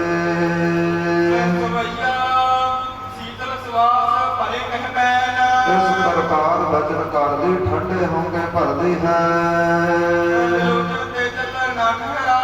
ਤੇ ਜਿਹੜਾ ਅੱਖਾਂ ਵਿੱਚੋਂ ਜਲ ਨਿਕਲਦਾ ਹੈ ਨਾ, ਨੀਰ ਵਗਦਾ ਹੈ, ਉਹ ਰੁਕਦਾ ਨਹੀਂ। ਇਸ ਪ੍ਰਕਾਰ ਚਿੰਤਾ ਦੀ ਨਦੀ ਵਿੱਚ ਦ੍ਰੋਪਦੀ ਡੁੱਬਦੀ ਹੈ। ਇਸ ਪ੍ਰਕਾਰ ਕਿਤੇ ਕੋਈ ਕਿਨਾਰਾ, ਕੋਈ ਆਸਰਾ ਨਜ਼ਰ ਨਹੀਂ ਆਉਂਦਾ। ਭੀਮ ਨੇ ਫਿਰ ਹੌਸਲਾ ਕਰਕੇ ਕਿਹਾ ਹੈ, हे ਮੇਰੀ ਪਤਨੀ, ਤੂੰ ਚਿੰਤਾ ਨਾ ਕਰ, ਤੈਨੂੰ ਸੱਦਿਆ ਹੈ ਨਾ, ਤੇਰੀ ਥਾਂ ਤੇ ਮੈਂ ਜਾਵਾਂਗਾ। ਇਸ ਪ੍ਰਕਾਰ ਦ੍ਰੋਪਦੀ ਨੂੰ ਹੌਸਲਾ ਦਿੱਤਾ ਹੈ ਔਰ ਜਿਹੜੀ ਹਿਰਦੇ ਅੰਦਰ ਡਰ ਦੀ ਪੀੜ ਉਹ ਮਿਟਾਈ ਹੈ। ਇਸ ਪ੍ਰਕਾਰ ਕਿਹੜਾ ਰਸਤਾ ਤੈਨੂੰ ਦੱਸਿਆ ਹੈ। ਸਾਰਾ ਰਸਤਾ ਮੈਨੂੰ ਚੰਗੀ ਤਰ੍ਹਾਂ ਬਿਆਨ ਕਰਕੇ ਦੱਸ ਦੇ ਤੂੰ। ਤੇ ਦ੍ਰੋਪਦੀ ਆਪਣੇ ਪਤੀ ਭੀਮ ਸੈਨ ਤੱਕ ਇਸ ਪ੍ਰਕਾਰ ਦੱਸਦੀ ਹੈ। ਤੇ ਜਿਸ ਸਕੂਲ ਦੇ ਵਿੱਚ ਬੱਚੇ ਪੜ੍ਹਦੇ ਨੇ ਨਾ, ਉੱਥੇ ਉਸ ਦਾ ਟਿਕਾਣਾ ਹੈ। ਇਸ ਪ੍ਰਕਾਰ ਆਪਣੇ ਪਤੀ ਭੀਮ ਨੂੰ ਚੰਗੀ ਤਰ੍ਹਾਂ ਸਮਝਾਇਆ ਹੈ। ਇਸ ਪ੍ਰਕਾਰ ਉਸ ਥਾਂ ਤੇ ਮੈਨੂੰ ਪਤੀ ਜੀ ਸੱਦਿਆ ਹੈ। ਭੋਜਨ ਖਾਏ ਅਘਾਏ ਕੇ ਭੀਮ ਚਲਾ। ਇਸ ਪ੍ਰਕਾਰ ਭੋਜਨ ਛਕਿਆ ਹੈ। ਭੀਮ ਸੈਨ ਭੋਜਨ ਦੇ ਨਾਲ ਰੱਜ ਕੇ ਜਦੋਂ ਅਗਲੇ ਦਿਨ ਦੀ ਸ਼ਾਮ ਹੋਈ ਹੈ, ਸੰਗਤ ਜੀ ਦ੍ਰੋਪਦੀ ਦੀ ਥਾਂ ਤੇ ਭੀਮ ਤੁਰਿਆ ਹੈ। ਚਲਾ ਜਮਾਨ ਕੇ ਤਹਿਤਾਈ। ਇਸ ਪ੍ਰਕਾਰ ਕਰੀਚਕ ਯੋਧੇ ਨਾਲ ਜੰਗ ਕਰਕੇ ਉਸ ਨੂੰ ਮਾਰਨ ਵਾਸਤੇ ਚੱਲਿਆ ਹੈ। ਕਰੀਚਕ ਦੀ ਵਿਰਤਾ ਸੁਣੀਏ। ਇਸ ਪ੍ਰਕਾਰ ਜਿਹੜਾ ਕਰੀਚਕ ਯੋਧਾ ਹੈ, ਇਸ ਪ੍ਰਕਾਰ ਉਹਦੀ ਜੋ ਹਾਲਤ ਹੈ ਮਹਾਰਾਜ ਕਹਿੰਦੇ ਉਹਦੀ ਸੁਣ ਲਵੋ। ਦਿਨ ਬਤੀਤ ਨਾਮੇ ਰਹਿਓ ਅਪਲਾਈ। ਜਿਹੜਾ ਸਾਰਾ ਦਿਨ ਹੈ ਨਾ, ਇਸ ਪ੍ਰਕਾਰ ਜਦੋਂ ਕਿਸੇ ਦੀ ਉਡੀਕ ਕਰਨੀ ਹੋਵੇ ਸੰਗਤ ਜੀ ਬੜਾ ਔਖਾ ਬਤੀਤ ਹੁੰਦਾ ਹੈ। ਸਾਰਾ ਦਿਨ ਉਸਨੇ ਬੜਾ ਔਖਾ ਬਤੀਤ ਕੀਤਾ ਹੈ। ਚਿੱਤ ਵਿਖੇ ਚਿੱਤ ਮਤ ਮਿਲੇ ਕਬ ਅੰਗ ਸੰਗ। ਇਸ ਪ੍ਰਕਾਰ ਮਨ ਹੀ ਮਨ ਦੇ ਅੰਦਰ ਸੋਚਦਾ ਵਿਕਾਰਾਂ ਬਾਬਤ। ਕਰੋ ਮਨ ਭਾਇਓ ਕਬ ਦਿਵਸ ਵਿਹਾਏ ਹੈ। ਇਸ ਪ੍ਰਕਾਰ ਕਦੋਂ ਦਿਨ ਬਤੀਤ ਹੋਵੇਗਾ, ਇਸ ਪ੍ਰਕਾਰ ਸੋਚਦਾ ਹੈ। ਜ਼ਮੀਨ ਸਮਤਾਰ ਕਾਮ ਸੋ ਪੀੜਤ ਅਤ। ਇਸ ਪ੍ਰਕਾਰ ਜਿਵੇਂ ਮੱਛੀ ਨੂੰ ਜਲ ਵਿੱਚੋਂ ਕੱਢ ਦਈਏ ਤੜਫਦੀ ਹੈ ਨਾ, ਏਦਾਂ ਵਿਕਾਰਾਂ ਦੇ ਸਹਿਤ ਹੋਇਆ ਇਹ ਤੜਫਦਾ ਹੈ। ਲੋਕੋ ਸੁਖ ਦੇਨੀ ਕਬ ਦਾਸ ਦਿਖਾਏ ਹੈ। ਇਸ ਪ੍ਰਕਾਰ ਕਦੋਂ ਮੈਨੂੰ ਸੁਖ ਦੇਣ ਵਾਲੀ ਦ੍ਰੋਪਦੀ ਦੇ ਦਰਸ਼ਨ ਹੋਣਗੇ। ਜੈਨਾ ਪਤ ਐਤ ਔਤਮ ਕੋ ਵਿਚਰਤ। ਹਿਰਦੇ ਅੰਦਰ ਚੈਨ ਪੈਦਾ ਨਹੀਂ ਹੁੰਦਾ, ਧੀਰਜ ਪ੍ਰਾਪਤ ਨਹੀਂ ਹੁੰਦਾ, ਇੱਧਰ ਉੱਧਰ ਤੁਰਦਾ ਫਿਰਦਾ ਹੈ। ਵਿਯੋਗ ਕੇ ਤਪਤ ਮਨ ਆਪ ਜਰ ਜਾਏ ਹੈ। ਇਸ ਪ੍ਰਕਾਰ ਮਹਾਰਾਜ ਕਹਿੰਦੇ ਵਿਕਾਰਾਂ ਵਿੱਚ ਵਿਛੋੜੇ ਅੰਦਰ ਸੜ ਰਿਹਾ ਹੈ। ਐਸੀ ਗਤ ਭਈ ਮਤ ਚਿੱਤੇ ਬਿਸਰ ਗਈ। ਇਸ ਪ੍ਰਕਾਰ ਮਹਾਰਾਜ ਕਹਿੰਦੇ ਵਿਕਾਰ ਬੰਦੇ ਦੀ ਮੱਤ ਮਾਰ ਦਿੰਦੇ ਨੇ। ਐਸੀ ਮੱਤ ਹੋਈ ਹੈ ਯੋਧਿਆਂ ਵਾਲੀ ਜਿਹੜੀ ਸ੍ਰੇਸ਼ਟ ਮੱਤ ਮਰਿਆਦਾ ਉਹ ਭੁੱਲਿਆ ਹੈ। ਹੋਵਤ ਪਰਦੋਖ ਕੇ ਸੋ ਉਠਿਓ ਹਰ ਖਾਏ ਹੈ। ਇਸ ਪ੍ਰਕਾਰ ਹੋਏ ਪਰਦੋਖ ਪੈ ਦੁੱਖਾਂ ਔਗਣਾਂ ਦੇ ਸਹਿਤ ਹੋ ਕੇ ਤੁਰਿਆ ਫਿਰਦਾ ਹੈ। ਪਾਂਡੇ ਸੰਗ ਚੱਕੀਆਂ ਲੈ ਗਏ ਨਿਜ ਧਾਮ ਜਪ। ਇਸ ਪ੍ਰਕਾਰ ਸੁੰਦਰ ਪਲੰਗ ਨੂੰ ਵਿਛਾਉਣਾ ਕੀਤਾ ਹੈ ਜੀ। ਆਠੇ ਪ੍ਰਿਯੰਕ ਸੇਤ ਸੇਤ ਸੋ ਡਸਾਇਓ ਹੈ। ਬੜੀ ਸੁੰਦਰ ਸੇਜਾ ਸਜਾਈ ਹੈ। ਆਤਰ ਸੁਗੰਧ ਅੰਗ ਅੰਗ ਮੈਂ ਲਗਾਏ ਕਰ। ਬੜੇ ਅਤਰ ਸੁਗੰਧੀਆਂ ਦਾ ਛਿੜਕਾਅ ਕੀਤਾ ਹੈ। ਤਬ ਆਏ ਧਿਆਨ ਤਾਹੇ ਬਿਸ ਲਾਇਓ ਹੈ। ਇਸ ਪ੍ਰਕਾਰ ਹਿਰਦੇ ਅੰਦਰ ਸੋਚਦਾ ਹੈ ਔਰ ਰਸਤੇ ਵੱਲ ਧਿਆਨ ਹੈ। ਫੂਲ ਮਾਲ ਗਲੇ ਡਾਰ ਰਾਖੇ ਸਮਾਰ ਔਰ। ਇਸ ਪ੍ਰਕਾਰ ਜਿਹੜੀ ਫੁੱਲਾਂ ਦੀ ਮਾਲਾ ਹੈ ਉਹ ਗਲੇ ਵਿੱਚ ਪਾਈ ਹੈ। ਸੁੰਦਰ ਸਮਾਜ ਕਰ ਦੇਹੇ ਨਿਸਕਾਇਓ ਹੈ। ਇਸ ਪ੍ਰਕਾਰ ਸੁੰਦਰ ਦੇਹੀ ਇਸ ਦੀ ਚਮਕਾਰੇ ਮਾਰਦੀ ਹੈ ਜੀ। ਜਾਇਓ ਦੇਰ ਕਹਿਤੋ ਮਤ ਗਈ ਫੇਰ। ਇਸ ਪ੍ਰਕਾਰ ਜਦੋਂ ਬਹੁਤੀ ਦੇਰੀ ਹੋ ਰਹੀ ਹੈ, ਸੂਰਜ ਢਲ ਚੁੱਕਾ ਹੈ, ਰਾਤਰੀ ਆਈ ਹੈ। ਬੈਠੇ ਚੁੱਕ ਚੁੱਕ ਢੇਰ ਵੱਡੋ ਜਹਾਂ ਦਰਸਾਇਓ ਹੈ। ਇਸ ਪ੍ਰਕਾਰ ਝੁਕ ਝੁਕ ਕੇ ਰਸਤੇ ਵੱਲ ਵੇਖਦਾ ਹੈ। ਭੀਮ ਜਪ ਗਇਓ ਪੱਗ ਖੜਕਾ ਸੁਨੰਦ ਭਇਓ। ਇਸ ਪ੍ਰਕਾਰ ਜਦੋਂ ਪੈਰਾਂ ਦਾ ਖੜਕਾ ਸੁਣਿਆ ਹੈ, ਇਸ ਨੂੰ ਜਾਪਿਆ ਹੈ ਕਿ ਜਿਹੜੀ ਅਤ ਸੁੰਦਰ ਦ੍ਰੋਪਦੀ ਹੈ ਉਹ ਆ ਰਹੀ ਹੈ। ਪਰ ਸੰਗਤ ਜੀ ਪੈਰਾਂ ਦਾ ਖੜਕਾ ਇੱਕ ਬੜੀ ਯੋਧੇ ਭੀਮ ਦਾ ਹੈ। ਜਾਨੇ ਸੁਦੈਨ ਅਬ ਮੇਰੇ ਟਿਕ ਆਈ ਹੈ। ਤੇ ਇਹ ਮਨ ਹੀ ਮਨ ਵਿੱਚ ਸੋਚਦਾ ਹੈ ਕਿ ਸੁੱਖਾਂ ਨੂੰ ਦੇਣ ਵਾਲੀ ਦ੍ਰੋਪਦੀ ਆਉਂਦੀ ਹੈ। ਖਾਏ ਨਿਜ ਅੰਗ ਮੈਂ ਨਾ ਪਾਏ। ਇਸ ਪ੍ਰਕਾਰ ਹਿਰਦੇ ਅੰਦਰ ਬੜਾ ਹਰਖਿਆ ਹੈ, ਬੜਾ ਪ੍ਰਸੰਨ ਹੋਇਆ ਹੈ। ਅਬ ਕਰੋ ਕੰਮ ਕੇਲ ਮਿਲ ਭਾਈ ਮਨ ਭਾਈ ਹੈ। ਤੇ ਮਨ ਹੀ ਮਨ ਵਿੱਚ ਵਿਕਾਰੀ ਹੋਇਆ ਸੋਚਦਾ ਹੈ। ਗਏ ਕਸ਼ਮੀਰ ਹਾਥ ਕਹਿੰਦੇ ਨਾ ਚਲਾਇਓ ਹਾਥ। ਜਦੋਂ ਹਨੇਰੇ ਦੇ ਅੰਦਰ ਇਸ ਪ੍ਰਕਾਰ ਜਿਹੜਾ ਭੀਮ ਸੈਨ ਯੋਧਾ ਇਸ ਦੇ ਸਾਹਮਣੇ ਗਿਆ ਹੈ। ਤਾਂ ਕੋ ਕਹਿ ਲੀਨੋ ਕਹਿ ਰੱਖਿਓ ਨਾ ਛੁਰਾਈ ਹੈ। ਇਸ ਪ੍ਰਕਾਰ ਉਸਨੇ ਹੱਥ ਅੱਗੇ ਕੀਤਾ ਹੈ। ਜਦੋਂ ਇਸ ਨੇ ਹੱਥ ਪਕੜਿਆ ਹੈ, ਉੱਠਿਓ ਤਬ ਠਾਂਡਾ ਪਇਓ ਕੌਰੀ ਬੀਜ ਕਹਿਓ ਲਾਇਓ। ਇਸ ਪ੍ਰਕਾਰ ਜਦੋਂ ਉੱਠ ਕੇ ਖੜਾ ਹੋਇਆ ਹੈ ਨਾ ਔਰ ਆਪਣੀਆਂ ਬਾਹਾਂ ਦੇ ਵਿੱਚ ਉਸ ਯੋਧੇ ਨੂੰ ਲਿਆ ਹੈ। ਸੂਰ ਪਹਿਚਾਨਿਓ ਲੱਗੇ ਕਾਰਨ ਲੜਾਈ ਹੈ। ਇਸ ਪ੍ਰਕਾਰ ਇਹ ਕਰੀਚਕ ਪਹਿਚਾਨ ਗਿਆ ਹੈ ਕਿ ਇਹ ਦ੍ਰੋਪਦੀ ਨਹੀਂ ਇਹ ਕਿਸੇ ਯੋਧੇ ਦਾ ਸਰੀਰ ਹੈ, ਬੜੇ ਬੜੀ ਯੋਧੇ ਦਾ ਸਰੀਰ ਹੈ, ਇਹ ਜਾਣਿਆ ਹੈ। ਔਰ ਆਪਸ ਦੇ ਵਿੱਚ ਜਦੋਂ ਇਹਨਾਂ ਦਾ ਯੁੱਧ ਸ਼ੁਰੂ ਹੋਇਆ ਹੈ, ਜੰਗ ਸ਼ੁਰੂ ਹੋਇਆ ਹੈ, ਤੇ ਇਸ ਪ੍ਰਕਾਰ ਇੱਕ ਦੂਜੇ ਦਾ ਆਮੋ ਸਾਹਮਣਾ ਹੋਇਆ ਹੈ। ਕੱਲ੍ਹ ਦੀਆਂ ਦੀਵਾਨਾਂ ਵਿੱਚ ਸ਼ਰਵਣ ਕਰਾਂਗੇ ਕਿ ਇਸ ਜੰਗ ਯੁੱਧ ਦਾ ਨਤੀਜਾ ਕੀ ਨਿਕਲਦਾ ਹੈ। ਇਸ ਯੁੱਧ ਦੇ ਅੰਦਰ ਦ੍ਰੋਪਦੀ ਦੇ ਪਤੀ ਭੀਮ ਦੀ ਮੌਤ ਹੁੰਦੀ ਹੈ ਜਾਂ ਫਿਰ ਕਰੀਚਕ ਯੋਧੇ ਦੀ ਮੌਤ ਹੁੰਦੀ ਹੈ। ਕੱਲ੍ਹ ਦੀਆਂ ਦੀਵਾਨਾਂ ਦੇ ਵਿੱਚ ਸ਼ਰਵਣ ਕਰਾਂਗੇ। ਇਤਿਹਾਸ ਦੀਆਂ ਕਥਾ ਵਿਚਾਰਾਂ ਦੀ ਇੱਥੇ ਸਮਾਪਤੀ ਹੈ ਜੀ। ਸੰਗਤ ਜੀ, ਅੱਜ ਧੰਨ ਸਾਹਿਬ ਸ੍ਰੀ ਗੁਰੂ ਗ੍ਰੰਥ ਸਾਹਿਬ ਜੀਆਂ ਦਾ ਜਿੱਦਣ ਪਹਿਲਾ ਪ੍ਰਕਾਸ਼ ਪੁਰਬ ਹੋਇਆ ਸੀ ਨਾ, ਅੱਜ ਉਹ ਦਿਹਾੜਾ ਹੈ। ਅੱਜ ਜੋ ਸਤਿਗੁਰਾਂ ਦਾ ਪ੍ਰਕਾਸ਼ਕ ਦਿਹਾੜਾ ਹੈ। ਅੱਜ ਦੇ ਦਿਨ ਗੁਰੂ ਅਰਜਨ ਦੇਵ ਪਾਤਸ਼ਾਹ ਜੀਆਂ ਨੇ ਸਾਹਿਬ ਸ੍ਰੀ ਗੁਰੂ ਗ੍ਰੰਥ ਸਾਹਿਬ ਜੀਆਂ ਦਾ ਸ੍ਰੀ ਹਰਿਮੰਦਰ ਸਾਹਿਬ ਦੇ ਅੰਦਰ ਪਹਿਲੇ ਦਿਨ ਪ੍ਰਕਾਸ਼ ਕੀਤਾ ਸੀ। ਅੱਜ ਦੇ ਦਿਨ ਸਤਿਗੁਰਾਂ ਨੇ ਗੁਰਬਾਣੀ ਸੰਪੂਰਨ ਕਰਕੇ ਰਾਮਸਰ ਸਰੋਵਰ ਦੇ ਨਜ਼ਦੀਕ ਇੱਕ ਭਾਰੀ ਇਕੱਠ ਸੱਦਿਆ ਹੈ। ਔਰ ਇਕੱਠ ਦੇ ਵਿੱਚ ਮਹਾਰਾਜ ਗੁਰੂ ਅਰਜਨ ਦੇਵ ਪਾਤਸ਼ਾਹ ਜੀ ਬੋਲੇ ਨੇ ਕਿ ਕੋਈ ਐਸਾ ਸਿਰ ਅੱਗੇ ਆਵੇ ਜੋ ਬਹੁਤਾ ਪਵਿੱਤਰ ਹੋਵੇ, ਕਿਉਂਕਿ ਜੋ ਗੁਰੂ ਗ੍ਰੰਥ ਸਾਹਿਬ ਜੀਆਂ ਦੀ ਭੀੜ ਹੈ, ਸੁੰਦਰ ਸਰੂਪ ਹੈ ਨਾ, ਇਹ ਰਾਮਸਰ ਦੇ ਸਰੋਵਰ ਤੋਂ ਹਰਿਮੰਦਰ ਸਾਹਿਬ ਵੱਲ ਨੂੰ ਲੈ ਕੇ ਜਾਣਾ ਹੈ। ਔਰ ਸਾਨੂੰ ਇੱਕ ਪਵਿੱਤਰ ਸੀਸ ਦੀ ਲੋੜ ਹੈ। ਤੇ ਉੱਠ ਕਰਕੇ ਸੰਗਤ ਨੇ ਬੇਨਤੀ ਕੀਤੀ ਕਿ ਮਹਾਰਾਜ ਇੱਥੇ ਆਪ ਜੀਆਂ ਤੋਂ ਪਵਿੱਤਰ ਭਲਾ ਕੌਣ ਹੋਵੇਗਾ। ਤੇ ਗੁਰੂ ਅਰਜਨ ਦੇਵ ਪਾਤਸ਼ਾਹ ਆਪਣੇ ਸਿੱਖਾਂ ਨੂੰ ਵਡਿਆਈ ਦਿੰਦੇ ਹੋਏ ਕਹਿੰਦੇ, ਬਾਬੇ ਬੁੱਢਾ ਸਾਹਿਬ ਵਰਗਾ ਕੋਈ ਪਵਿੱਤਰ ਨਹੀਂ, ਇਸ ਦਾ ਸਿਰ ਸਾਥੋਂ ਵੀ ਪਵਿੱਤਰ ਹੈ। ਬੇਨਤੀ ਕੀਤੀ ਬਾਬਾ ਬੁੱਢਾ ਸਾਹਿਬ ਨੇ, ਮਹਾਰਾਜ ਐਸਾ ਨਾ ਕਹੋ, ਮੇਰੇ ਸਿਰ ਭਾਰ ਚੜ੍ਹਦਾ। ਮਹਾਰਾਜ ਆਪ ਜੀ ਖੁਦ ਪਰਮੇਸ਼ਰ ਹੋ। ਭਲਾ ਦੀ ਗੁਰੂ ਘਰ ਦੇ ਵਿੱਚ ਸੇਵਾ ਕਰਨ ਵਾਲਾ ਗੁਰੂ ਤੋਂ ਜ਼ਿਆਦਾ ਕਿਵੇਂ ਪਵਿੱਤਰ ਹੋ ਸਕਦਾ ਹੈ।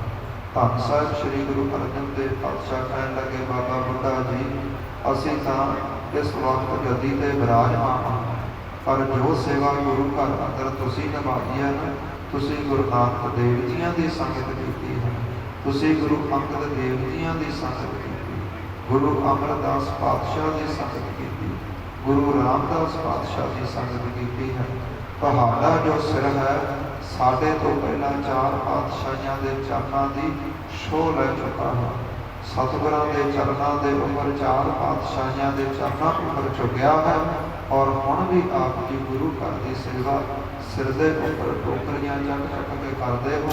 ਔਰ ਆਪ ਜੀਆਂ ਦਾ ਸਾਡੇ ਨਾਲੋਂ ਜ਼ਿਆਦਾ ਪਵਿੱਤਰ ਸਿਰ। ਇਸ ਲਈ ਉੱਠੋ, ਆਓ ਆਪਾਂ ਗੁਰੂ ਗ੍ਰੰਥ ਸਾਹਿਬ ਜੀਆਂ ਨੂੰ ਹੁਣ ਹਰਿਮੰਦਰ ਸਾਹਿਬ ਵੱਲ ਲੈ ਚੱਲੀਏ। ਤੇ ਸੰਗਤ ਜੀ, ਸੰਗਤਾਂ ਦਾ ਭਾਰੀ ਇਕੱਠ ਹੈ। ਇਸ ਪ੍ਰਕਾਰ ਦੀਵੇ ਜਗ ਰਹੇ ਨੇ ਔਰ ਨਗਾਰੇ ਵੱਜ ਰਹੇ ਨੇ, ਤਮਸੇ ਵੱਜ ਰਹੇ ਨੇ, ਬਾਇਆ ਸਿੰਘੇ ਗਰਜ ਰਹੇ ਨੇ। ਔਰ ਧੰਨ ਬਾਬਾ ਬੁੱਢਾ ਸਾਹਿਬ ਤਿਆਰ ਬਰ ਤਿਆਰ ਹੋਏ ਨੇ। ਗਲ ਦੇ ਹਜੂਰੀਏ ਦਾ ਲੱਕ ਤੇ ਕਮਰ ਕਸਾ ਕੀਤਾ ਹੈ। ਗੁਰੂ ਅਰਜਨ ਦੇਵ ਪਾਤਸ਼ਾਹ ਤੋਂ ਆਗਿਆ ਲੈ ਕਰਕੇ ਗੁਰੂ ਗ੍ਰੰਥ ਸਾਹਿਬ ਜੀਆਂ ਦਾ ਸੁੰਦਰ ਸਰੂਪ ਹੈ ਜੋ ਆਪਣੇ ਸਿਰ ਤੇ ਲਿਆ ਹੈ। ਗੁਰੂ ਅਰਜਨ ਦੇਵ ਪਾਤਸ਼ਾਹ ਜੀ ਚੌਰ ਸਾਹਿਬ ਕਰਦੇ ਨੇ, ਸਾਰੀਆਂ ਸੰਗਤਾਂ ਗੁਰਬਾਣੀ ਦਾ ਜਾਪ ਕਰਦੀਆਂ ਨੇ। ਨਗਾਰੇ ਵਾਲੇ ਸੰਗ ਨਗਾਰ 'ਚ ਨਗਾਰੇ ਵਜਾਉਂਦੇ ਨੇ, ਜੰਗੀ ਨਗਾਰੇ ਵੱਜ ਰਹੇ ਨੇ। ਗੁਰੂ ਗ੍ਰੰਥ ਸਾਹਿਬ ਜੀਆਂ ਦਾ ਸਰੂਪ ਅੱਜ ਦੇ ਦਿਨ ਰਾਮਸਰ ਸਰੋਵਰ ਤੋਂ ਲੈ ਕਰਕੇ ਬਾਬਾ ਅਟਾਲਾ ਰਾਏ ਦੇ ਗੁਰੂ ਘਰ ਦੇ ਕੋਲ ਦੀ ਹੁੰਦਿਆਂ ਹੋਇਆਂ ਇਸ ਪ੍ਰਕਾਰ ਜਿਹੜਾ ਉਹ ਸਮੇਂ ਦਾ ਰਸਤਾ ਸੀ ਨਾ, ਤੇ ਹਰਿਮੰਦਰ ਸਾਹਿਬ ਅੰਦਰ ਮਹਾਰਾਜ ਲੈ ਕੇ ਗਏ।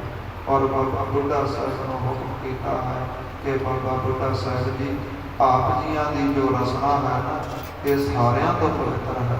ਆਪ ਜੀਆਂ ਨੇ ਗੁਰੂ ਨਾਨਕ ਦੇਵ ਜੀ ਦੀ ਸੰਗਤ ਕੀਤੀ, ਬਚਨ ਬਿਲਾਸ ਕੀਤੇ, ਗੁਰੂ ਅੰਗਦ ਦੇਵ ਜੀਆਂ ਨਾਲ ਬਚਨ ਬਿਲਾਸ ਕੀਤੇ, ਗੁਰੂ ਅਮਰਦਾਸ ਪਾਤਸ਼ਾਹ ਦੇ ਨਾਲ ਆਪ ਜੀਆਂ ਨੇ ਬਚਨ ਕੀਤੇ, ਗੁਰੂ ਰਾਮਦਾਸ ਪਾਤਸ਼ਾਹ ਦੀ ਸੰਗਤ ਕੀਤੀ, ਉਹਨਾਂ ਨਾਲ ਬਚਨ ਬਿਲਾਸ ਕੀਤੇ। ਆਪ ਜੀਆਂ ਦੀ ਜੋ ਰਸਨਾ ਹੈ ਸਾਰੀ ਸੰਗਤ ਤੋਂ ਸਾਡੇ ਤੋਂ ਵੀ ਪਵਿੱਤਰ ਹੈ। ਇਸ ਲਈ ਆਪ ਜੀ ਮੁੱਖ ਵਾਕ ਲਓ। ਅੱਜ ਦੇ ਦਿਨ ਸੰਗਤ ਜੀ ਸ੍ਰੀ ਹਰਿਮੰਦਰ ਸਾਹਿਬ ਦੇ ਅੰਦਰ ਗੁਰੂ ਗ੍ਰੰਥ ਸਾਹਿਬ ਜੀਆਂ ਦਾ ਪਹਿਲਾ ਪ੍ਰਕਾਸ਼ ਹੋਇਆ ਸੀ। ਸਤਿਗੁਰਾਂ ਦੇ ਪ੍ਰਕਾਸ਼ ਪੁਰਬ ਨੂੰ ਮੁੱਖ ਰੱਖਦੇ ਹਾਂ। ਆਪ ਸਾਰੀਆਂ ਹੀ ਸੰਗਤਾਂ ਨੂੰ ਲੱਖ ਲੱਖ ਵਧਾਈਆਂ ਹੋਣ, ਲੱਖ ਲੱਖ ਵਧਾਈਆਂ ਹੋਣ, ਮੁਬਾਰਕਾਂ ਹੋਣ ਜੀ। ਜੋ ਧੰਨ ਸਾਹਿਬ ਸ੍ਰੀ ਗੁਰੂ ਗ੍ਰੰਥ ਸਾਹਿਬ ਜੀਆਂ ਦਾ ਅੱਜ ਪ੍ਰਕਾਸ਼ ਪੁਰਬ ਹੈ। ਪਰ ਇੱਕ ਬੇਨਤੀ ਹੋਰ ਕਰਦੇ ਹਾਂ ਸੰਗਤ ਜੀ, ਜਿਹੜੇ ਐਸੇ ਦਿਹਾੜੇ ਹੁੰਦੇ ਨੇ ਨਾ ਕਿ ਸਾਨੂੰ ਯਾਦ ਨਹੀਂ ਰਹਿੰਦੇ। ਦੇਖੋ ਨਵਾਂ ਸਾਲ ਆਉਂਦਾ ਹੈ ਅਤੇ ਅਸੀਂ ਵੱਧ ਚੜ੍ਹ ਕੇ ਗੁਰੂ ਘਰ ਆਉਂਦੇ ਹਾਂ।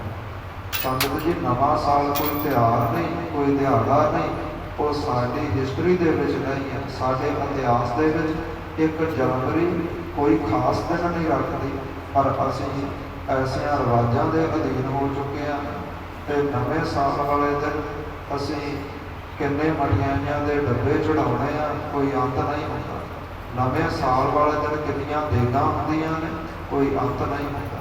ਨਵੇਂ ਸਾਲ ਨੂੰ ਕਿੰਨੇ ਰਮਾਲੇ ਚੜ੍ਹਦੇ ਨੇ, ਦੱਸੇ ਨਹੀਂ ਜਾ ਸਕਦੇ। ਪਰ ਅੱਜ ਦਾ ਦਿਹਾੜਾ ਸਾਨੂੰ ਯਾਦ ਹੀ ਨਹੀਂ ਹੈ, ਕਿਵੇਂ ਗੁਰੂ ਘਰ ਦੀਆਂ ਖੁਸ਼ੀਆਂ ਪ੍ਰਾਪਤ ਕਰਾਂਗੇ।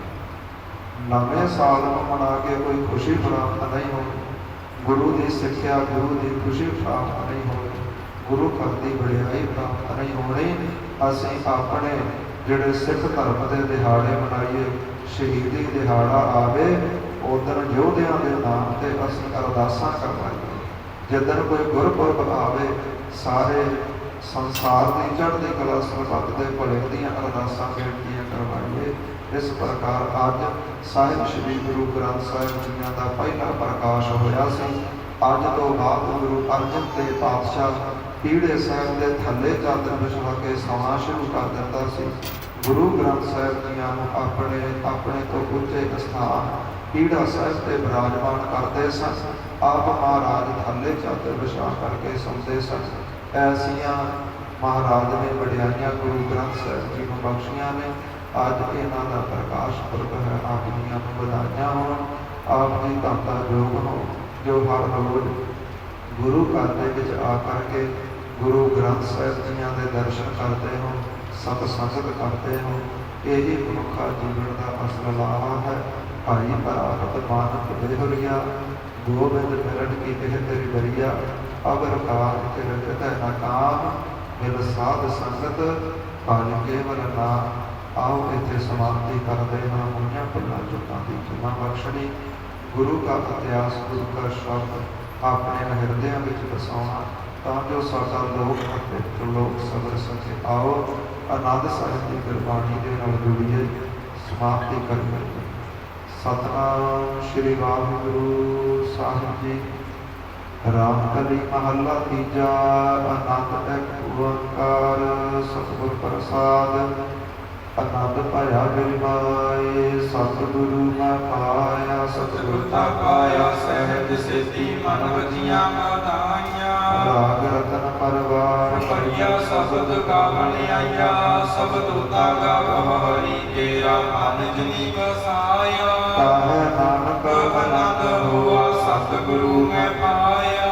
ਏ ਮਨ ਮੇਰੇ ਆਤਮ ਸਦਾ ਰਹੋ ਹਰ ਨਾਲੇ। ਹਰ ਨਾਲ ਰਹੋ ਤੂੰ ਮਨ ਮੇਰੇ, ਦੁਖ ਸਭ ਵਿਸਾਰਨਾ। ਅੰਗੀਕਾਰ ਹੋ ਕਰ ਤੇਰਾ ਕਾਰਜ ਸਭ ਸਵਾਰਨਾ। ਸਭਨਾ ਗੱਲਾਂ ਸਮਰੱਥ ਸੁਆਮੀ, ਸੋ ਕਿਉ ਮਨ ਹਮ ਵਿਸਾਰੇ। ਤਾਹੈ ਨਾਨਕ ਮਨ ਮੇਰੇ ਸਦਾ ਰਹੋ ਹਰ ਨਾਲੇ। ਸਚੇ ਸਾਹਿਬਾ ਕਿਆ ਨਾਹੀ ਕਰ ਤੇਰਾ ਕਰਤਾ ਤੇਰਾ ਸਭ ਕੁਛ ਹੈ। ਜਿਸ ਦੇ ਸੋ ਪਾਵੈ ਸਦਾ ਸਿਫਤ ਸਲਾਮ ਤੇਰੀ, ਨਾਮ ਮਨ ਵਸਾਵੈ। ਨਾਮ ਜਿਨ ਕੈ ਮਨ ਵਸਿਆ, ਵਾਜੇ ਸ਼ਬਦ ਕਨੇਰੇ। ਤਾਹੈ ਨਾਨਕ ਸਚੇ ਸਾਹਿਬ ਕਿਆ ਨਾਹੀ ਕਰਤੇ ਰਹਿ। ਸਾਚਾ ਨਾਮ ਮੇਰਾ ਆਧਾਰੋ ਸਾਚ ਨਾਮ ਆਧਾਰ ਮੇਰਾ। ਜਿਨ ਭੁੱਖਾ ਸਭ ਗਵਾਈਆਂ, ਕਰ ਸਾਤ ਸੁਖ ਮਨ ਆਏ ਵਸਿਆ। ਜਿਨ ਇੱਛਾ ਸਭ ਪੁਜਾਈਆਂ, ਸਦਾ ਕੁਰਬਾਨ ਕੀਤਾ ਗੁਰ ਬਿਟਵਾ। ਜੈਸਨੀਆਂ ਇਹ ਵਡਿਆਈਆਂ, ਤਾਹੈ ਨਾਨਕ ਸੁਨੋ ਸੰਤ ਹੋ ਸਬਦ ਧਰਮ ਪਿਆਰੋ। ਸਾਚਾ ਨਾਮ ਮੇਰਾ ਆਧਾਰੋ। ਵਾਜੇ ਪੰਜ ਸ਼ਬਦ ਤਤ ਘਰ ਸੁਭਾਗੈ ਘਰ ਸੁਭਾਗੈ, ਸ਼ਬਦ ਵਾਜੇ ਕਲਾ ਜਿਤ ਕਰ ਧਾਰਿਆ।